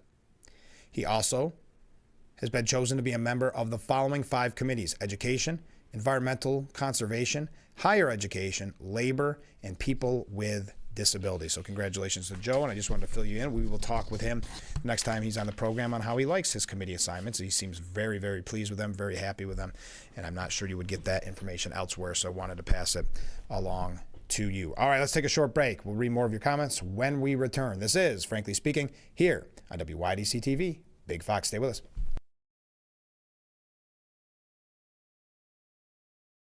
Frankly Speaking, Roof Cam is brought to you by Boss Security in Horseheads. Contact Boss Security for all your business and home security needs. Weathers of discomfort, lack of mobility, your lifestyle, or occupation. You sit inactively way too many hours a day. Introducing Ellipse, the premium quality automatic seated exerciser that strengthens legs, increases mobility, and boosts circulation without physical strain or impact. It is so quiet that none of my coworkers even know I'm using it. Strengthen and tone your legs. Increase your mobility, flexibility, and balance. Plus, stimulate healthy circulation. My joints feel better, my knees feel better, my back feels better. It makes me feel stronger too. Perfect for home therapy. Whisper quiet to use while you work. My circulation is moving, I'm burning calories, and it makes me feel energetic. Call now and order Ellipse, the seated exerciser that strengthens legs, increases mobility, and boosts circulation. Call and get upgraded to the Deluxe Bundle. Get the faster motor or 5 miles of steps per hour, the step counter, the sport mat, and wireless remote. Call now. Every day, thousands of kids start vaping. And I can't let this happen to my kid. Of course, it's awkward to talk to your kids about the dangers of vaping. Hey, bestie, how sketch is me? It's hard to get their attention. Ready? Go. Yes. Look at that. You even turn yours over. So if you want to talk to your kids about the dangers of vaping, you got to get it trending.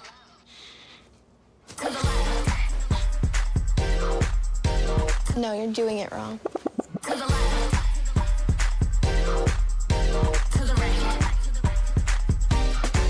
Let's go. Can we talk? Yeah, what's up? Visit talkaboutvaping.org for tips on when and how to have the vape talk.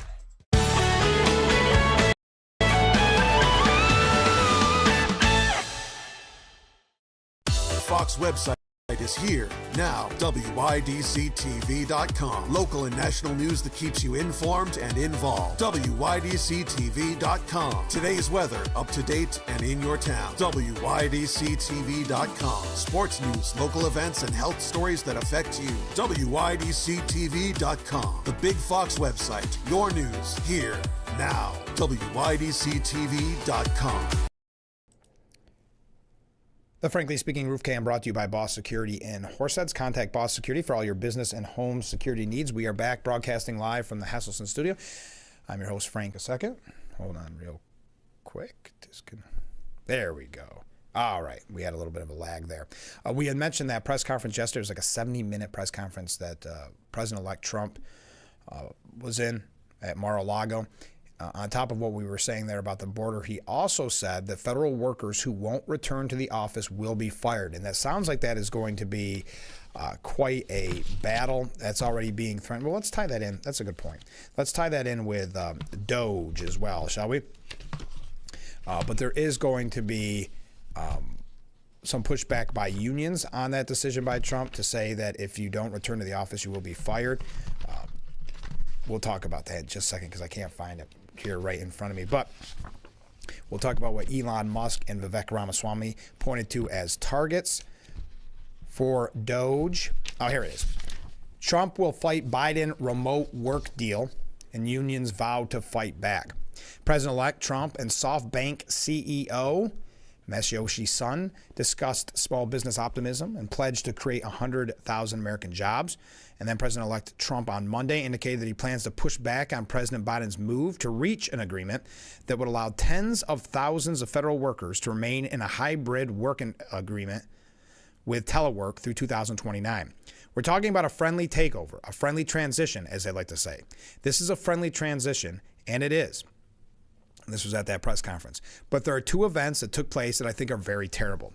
One is that if people don't come back to work, come back into the office, they're going to be dismissed. And somebody in the Biden administration gave a 5-year waiver on that so that for 5 years, people don't have to come back into the office. It involved 49,000 people for 5 years.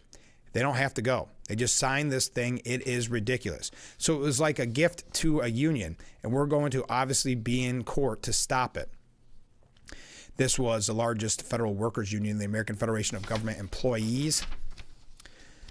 President-elect Trump said his upcoming administration will look to block the 5-year remote work agreement between SSA and AFGE. It covers roughly, ready for this, 42,000 Social Security employees around the country. Under the agreement, requirements for workers range from being in the office from 2 to 5 days per week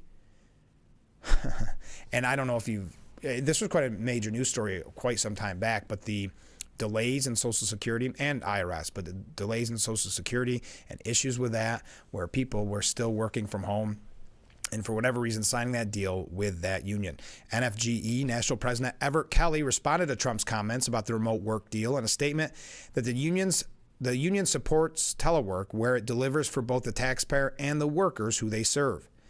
Telework and remote work are tools that have helped the federal government increase productivity and efficiency, maintain continuity of operations, and increase disaster preparedness. Rumors of widespread federal telework and remote work are simply untrue. More than half of federal employees cannot telework at all because of the nature of their jobs. Only 10% of federal workers are remote, and those who have a hybrid arrangement spend over 60% of working hours in the office. Notice not giving the number of how many people can work, because that's still a huge number. Collective bargaining agreements entered in by the federal government are binding and enforceable under the law. We trust the incoming administration will abide by their obligations to honor lawful union contracts. If they fail to do so, we are prepared to enforce our rights. Now, this ties in perfectly with DOGE, which we're going to talk about in just a moment, but DOGE had been saying that as well for quite some time. Requiring federal employees to come to the office 5 days a week would result in a wave of voluntary terminations that we welcome. If federal employees don't want to show up, American taxpayers shouldn't pay them for the COVID-era privilege of staying home. I think it's shocking when people learn that they are still working from home, so many in the federal government, because we, of course, remember that time when many of us had to work from home during the height of COVID, how many years ago. Now that is still part of a union contract is pretty shocking and startling. But this ties in with the Department of Government Efficiency, or DOGE. Elon Musk and Vivek Ramaswamy are dropping hints about where the co-leads of President Trump's Department of Government Efficiency will focus its efforts on trimming federal spending when the new administration takes over in January. Musk has set an aim to slash $2 trillion in federal spending under the initiative. Cut $2 trillion in federal spending. While Ramaswamy has said entire agencies will be deleted under DOGE's recommendations. Fox Business compiled a list of what the successful entrepreneurs, meaning Ramaswamy and Musk, see as opportunities for improvement and what they said they won't touch. They want to simplify the U.S. tax code policy. In 1955, there were less than 1.5 million words in the U.S. tax code. Today, there are more than 16 million words. Because of this complexity, Americans collectively spend 6.5 billion hours preparing and filing their taxes each year. This must be simplified. They're also going to focus in on the Pentagon's chronic audit failing. And this is something we've learned recently, how often, 8 times, I think, the Pentagon had failed their audit. Seventh straight audit last month. Noting that the DOD, once again, cannot fully account for its budget. Now, their budget, mind you, is $824 billion. When that news was reported, Musk said, sounds like a job for DOGE. Ramaswamy also noted that the Department of Education just failed its 3rd consecutive audit, and the U.S. Department of Agriculture showed significant deficiencies. He also threw red flags about AmeriCorps' budget, calling all the findings utterly unacceptable. Time for DOGE. Yes, and these just seem like common sense cleanup acts. I mean, when you have a budget of $824 billion and you fail your 7th straight audit, that is quite a red flag. But I'll continue. Congress focusing on $516 billion authorized for expired programs. In fiscal year 2024, the U.S. Congress provided $516 billion to programs whose authorizations previously expired under federal law. Nearly $320 billion of that $516 billion expired more than a decade ago. Now, I also mentioned ending working from home, that option. We can skip over that because the 42,000 Social Security administrative employees that work from home, they have those privileges. Trump addressed that yesterday. Then you have expediting government projects. In a post on December 5th, DOGE pointed to a slew of federal projects that were delayed for years due to red tape. Musk and Ramaswamy say deregulation is a key part of DOGE's purpose, which is in line with Trump's agenda. They pointed to particular issues with how construction is being hindered by regulations. Next up, modernizing and finding cost-effective government IT systems. The federal government spends 80% of its annual $100 billion IT budget on maintaining outdated systems. Not only are older systems more expensive to maintain, but they are also more vulnerable to hackers. Then the National Institute of Health returning money to taxpayers in response to a post that in 2023, NIH spent $759 million on workforce diversity and outreach. $759 million on essentially DEI. Over $611,000 on evaluating microaggressions among Latinx individuals with obesity, and $87,944 on the role of the psychonucleus signaling on incubation of oxycodone craving in female rats. Ramaswamy wrote, return this money to the taxpayers. Then they're going to focus on fraud losses in response to a report that the federal government loses between $233 billion and $521 billion each year due to fraud. Musk replied, drop the Doge hammer, and then investment transparency in foreign aid. But where they will not touch is protecting Medicare, Medicaid, and Social Security benefits. Ramaswamy told Axios earlier this month that it would be premature to discuss any of the aforementioned entitlements through Doge, saying such cuts would be a policy decision that belongs to the voters and their representatives in Congress. Right now, there are hundreds of billions of dollars flowing out the door of all of those programs, ending up in the hands of people who, even under the statute, would not be receiving those payments. Okay, we have to take a short break. Kind of jumped around there, but I did want to mention that Trump has said he will fire federal workers who will not return to the office. Let's take that break. We'll be right back with Frankly Speaking here on WYDC TV. Big Fox, stay with us.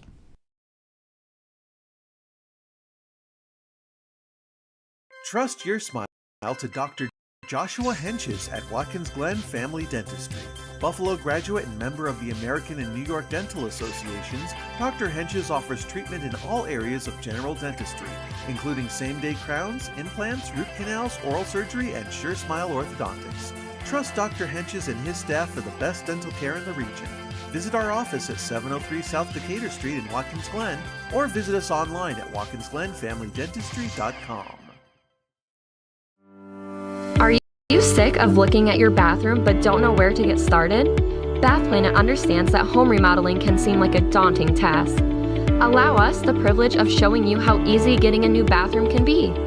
Our certified design team will help you design the bathroom of your dreams and give you a price that's good for an entire year. Go with the company that people trust. Bath Planet, 2 locations serving the entirety of the Twin Tiers.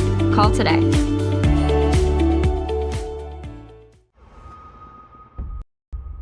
I'm Nancy O'Dell. This is Crime Expose. It's chilling, it's haunting.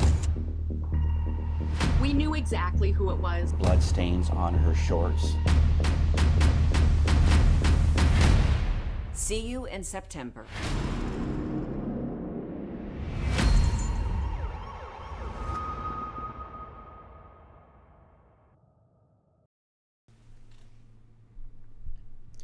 The Frankly Speaking Roof Cam brought to you by Boss Security in Horseheads. Contact them today for all your business and home security needs. We are broadcasting live from the Hesselson studio here on Market Street in Corning. Thank you for joining us.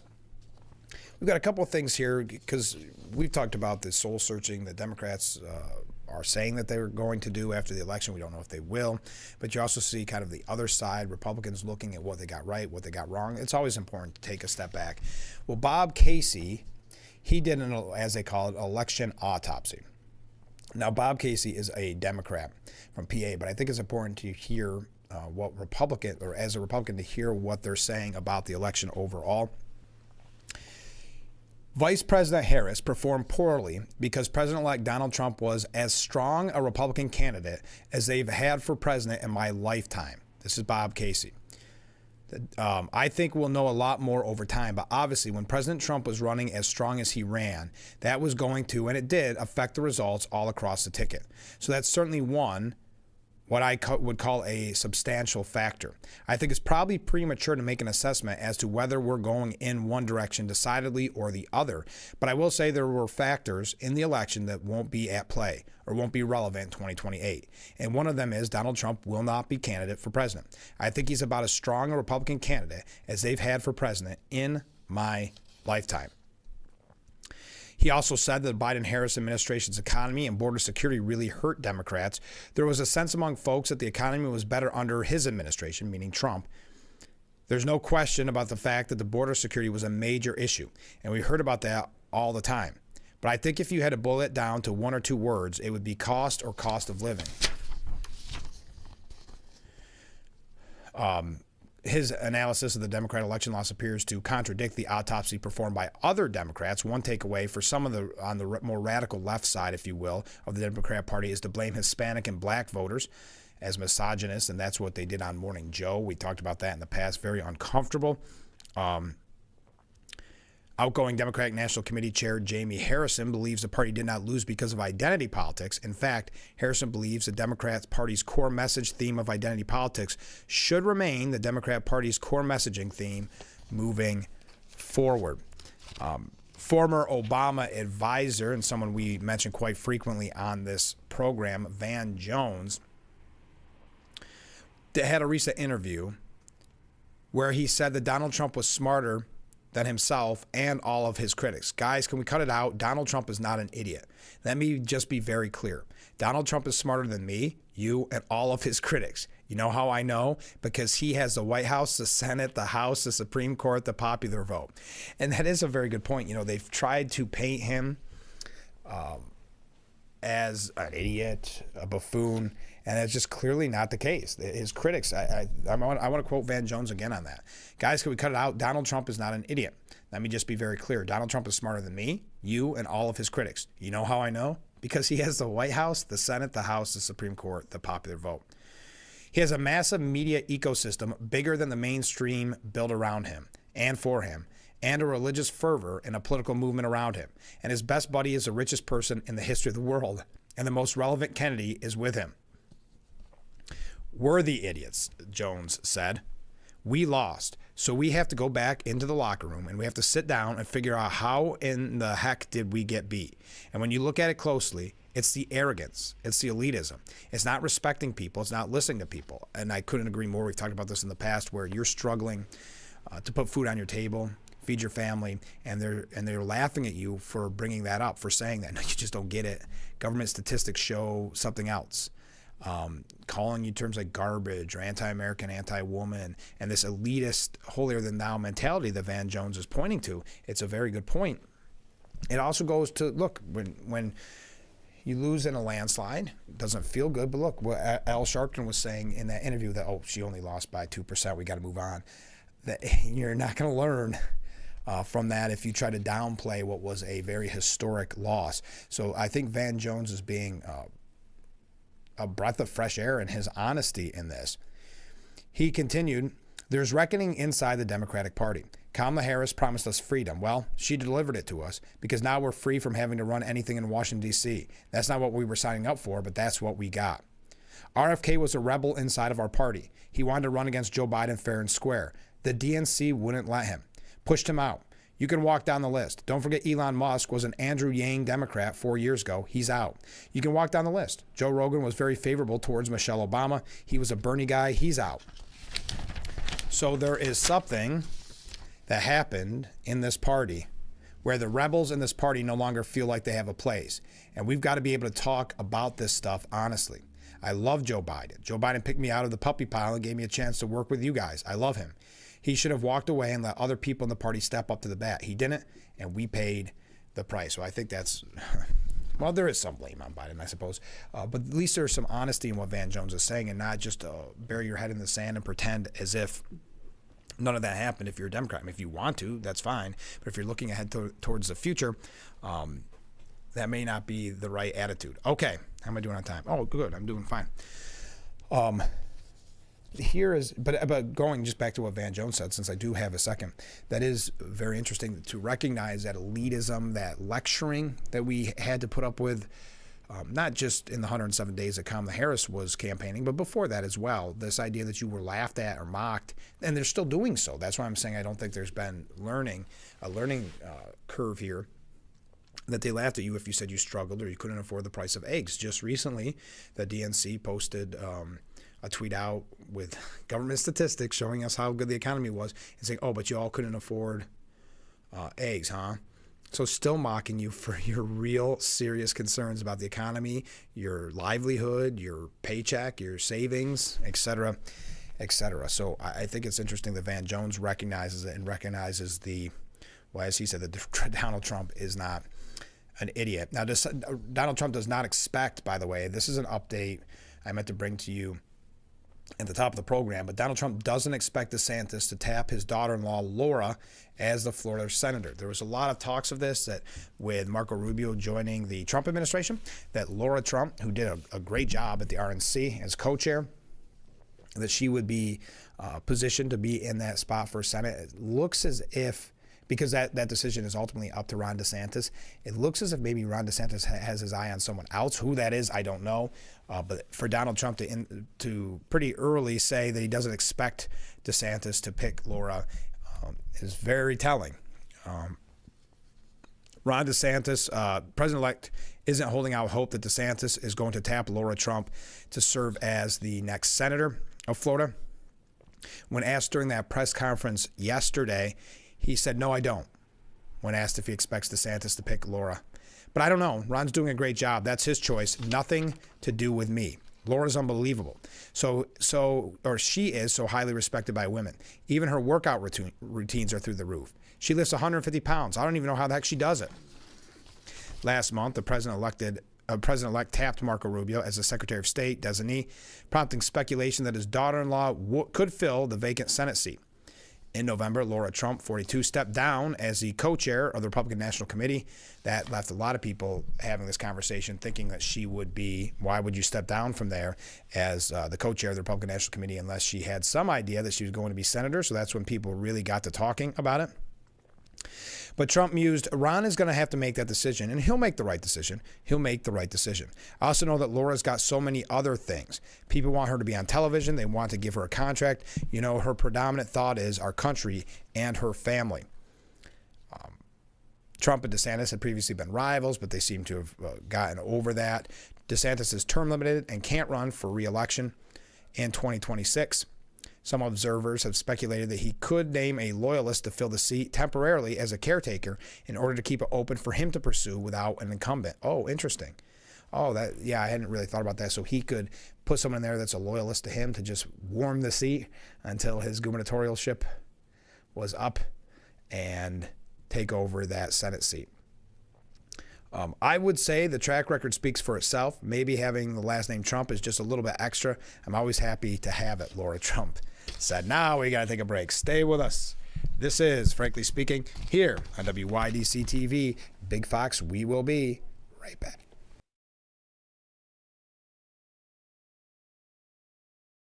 If you or a loved one regularly used hair relaxers or straighteners and were diagnosed with uterine, ovarian, or endometrial cancer, you may be entitled to significant financial compensation. I've used hair relaxers for years. I had no idea they could cause cancer. Chemical hair relaxers and straighteners have been linked to serious conditions, including several types of cancer. If you used hair relaxers and have been diagnosed with uterine, ovarian, or endometrial cancer, call us now. There's no fee unless we win your case. Call today. The holiday season has arrived, a time where more than ever our thoughts turn gratefully to those who serve our community and those all around us. May the holiday season end the present year on a cheerful note and make way for a fresh and bright new year. Here's wishing you a happy holidays. This holiday greeting is brought to you by our friends at Tom South Corning Collision, Sheddon's Wholesale, Suburban Propane, Corning Building Company, Empire Bricks, Hector Wine Company, and Apple Ridge Senior Living. Oh, better tasting is better for the planet. That's great, sir. Can I take your order? Oh, number 3. At Culligan, we get that most people don't think about water like we do, and that's okay. You see, when we install our drinking water and softening systems, we're thinking about filtering contaminants and the minerals that make water hard. So you can just think about softer, cleaner, better tasting water. At Culligan, we think about your water so you don't have to. Call today to schedule your free water test. Now there's a product that sears food, stirs it, even shreds it for you. Introducing the Power Excel StirMax Multi-Cooker with a built-in auto stirrer that gives you the freedom of adding your ingredients and walking away and coming back to meals that cook up to 60% faster. No more stirring food. StirMax technology automatically rotates the paddle clockwise, then counterclockwise, so it stirs it for you. Powerful enough to even shred food. Then the 7.5 quart pot goes right to the table to serve. With a premium ceramic coating, nothing sticks. And it's dishwasher safe. Now you can try the Power Excel StirMax Multi-Cooker with lid and recipe guide in your home for 30 days for just $14.99. You also get the steamer and rice basket for healthy meals, StirMax serving spoon that snaps in place for easy serving, and $100 in free grocery coupons. We'll even ship your order all absolutely free. This is an exclusive TV-only offer, so order now.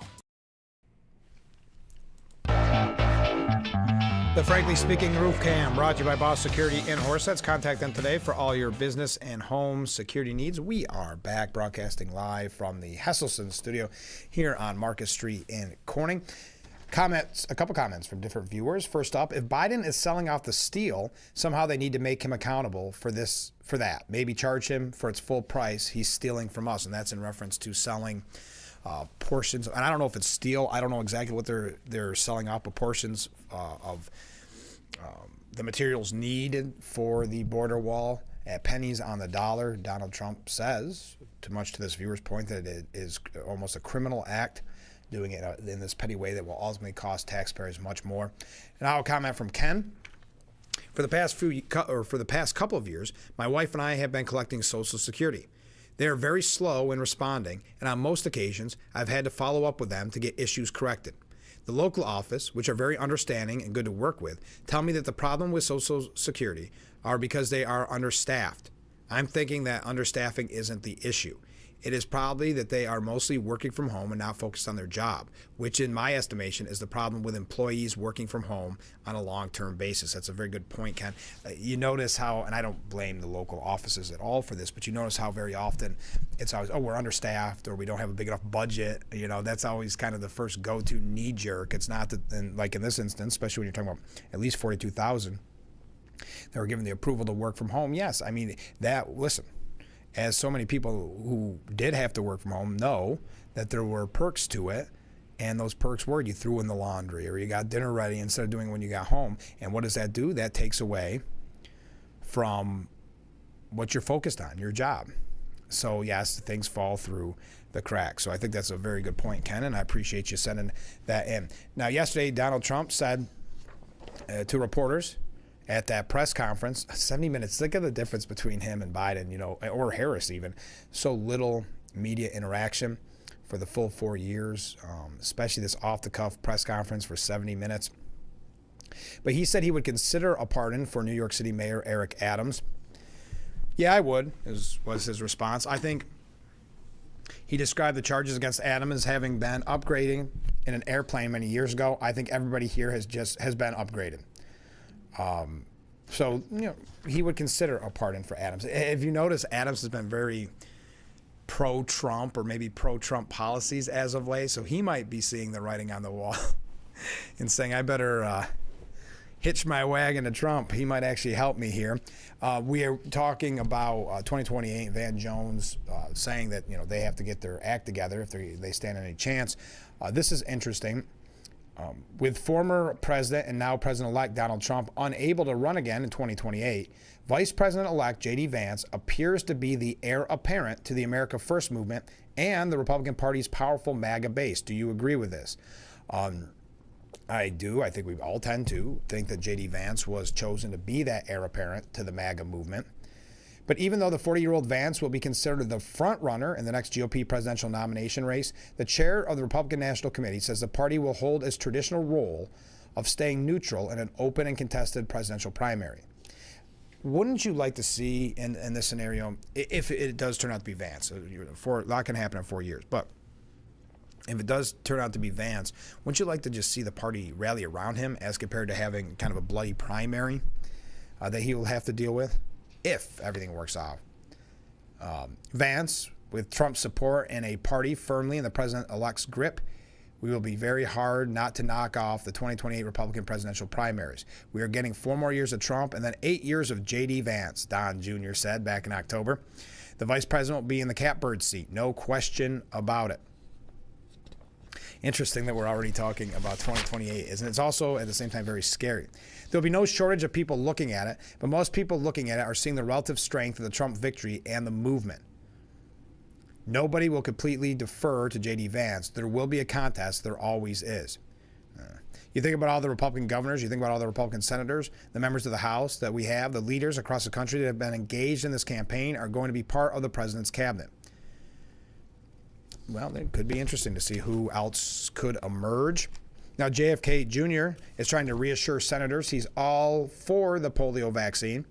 I'm all for the polio vaccine, the Health and Human Services Secretary-designee told reporters between meetings at the Hart Senate office building. Ahead of Kennedy's charm offensive with senators, it resurfaced that Aaron Siri, an attorney who served as his personal lawyer during the presidential bid, sought in 2022 to get the Food and Drug Administration's approval of the polio vaccine rescinded.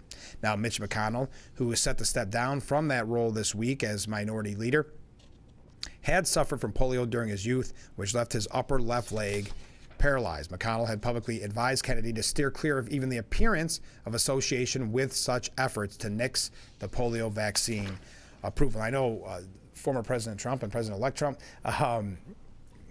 interesting learning to re-say that. He was saying he supports the polio vaccine. The polio vaccine. Did I say polio? Polio vaccine. So it's weird that it's heading in that direction, but that's what they're looking at to see if he can lose support from Republicans. I'm a big believer in it, said Trump, and I think everything should be looked at, but I'm a big believer in the polio vaccine.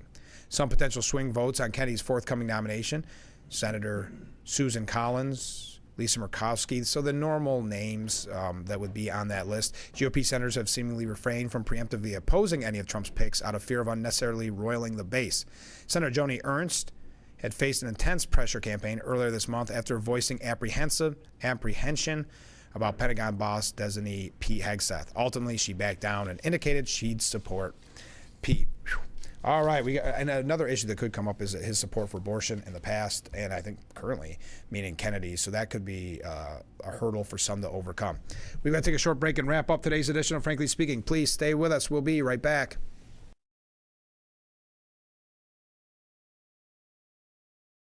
Attention, Elmeron may lead to vision loss. If you have suffered vision problems after taking Elmeron to treat bladder pain, call the Hearn Law Firm. Elmeron may be responsible for your vision problems, and you may deserve compensation for your injuries. If you took Elmeron and now have vision problems, call the Hearn Law Firm at 888-308-3866 right now. You could find out if you qualify in less than 2 minutes. Call 888-308-3866 for your free case review. It's hard to explain what this feels like. Moving piles of earth, towing up to 4,000 pounds, cutting millions of blades of grass. We could keep trying to put it into words, but nothing compares to experiencing it for yourself. You just have to get in the seat. It's the Black Friday sales event at Lindsay Equipment. Get 0% financing for 60 months on in-stock gators, zero-turn mowers, and compact tractors.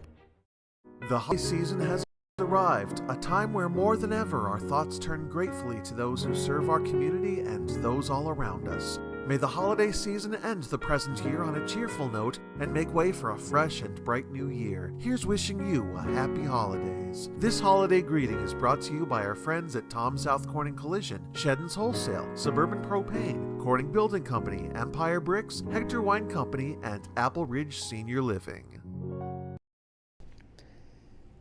The Frankly Speaking Roof Cam brought to you by Boss Security in Horseheads. Contact them today for all your business and home security needs. We are back with Frankly Speaking, broadcasting live from the Hesselson studio on Market Street in Corning. A comment from a viewer: confiscate Biden's retirement. It is our tax money, meaning the money spent on the border material that he is selling for pennies on the dollar. Until the wall material is reimbursed, that is also our taxpayer money. Thank you very much to that viewer. Trump has sued the Des Moines Register and that top pollster, if you recall that pollster that said that Harris was going to win Iowa, and it sent shockwaves in certain circles, and they said, boy, this is going to be a landslide. And he calls it, and I think there's a point to be made here, brazen election interference.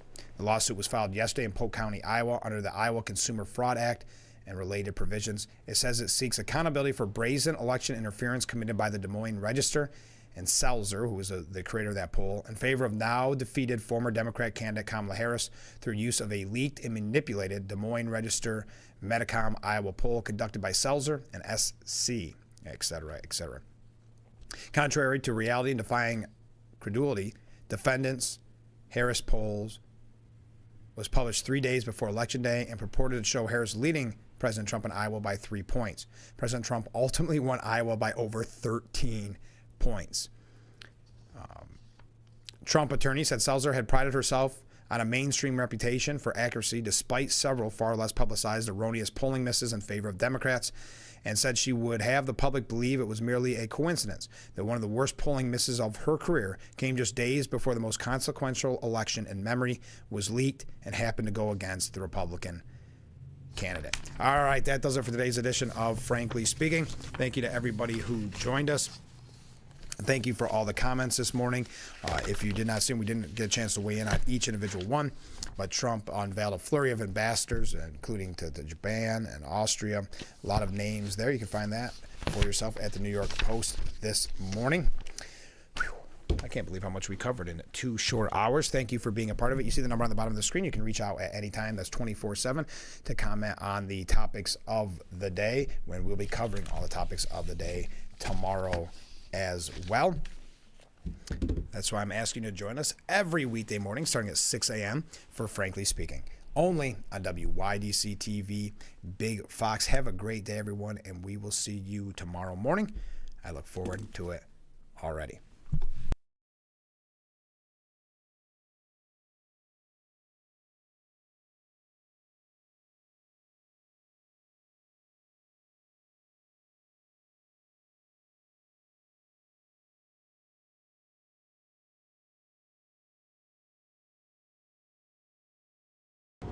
It's hard to explain what this feels like. Moving piles of earth, towing up to 4,000 pounds, cutting millions of blades of grass. We could keep trying to put it into words, but nothing compares to experiencing it for yourself. You just have to get in the seat. It's the Black Friday sales event at Lindsay Equipment. Get 0% financing for 60 months on in-stock gators, zero-turn mowers, and compact tractors.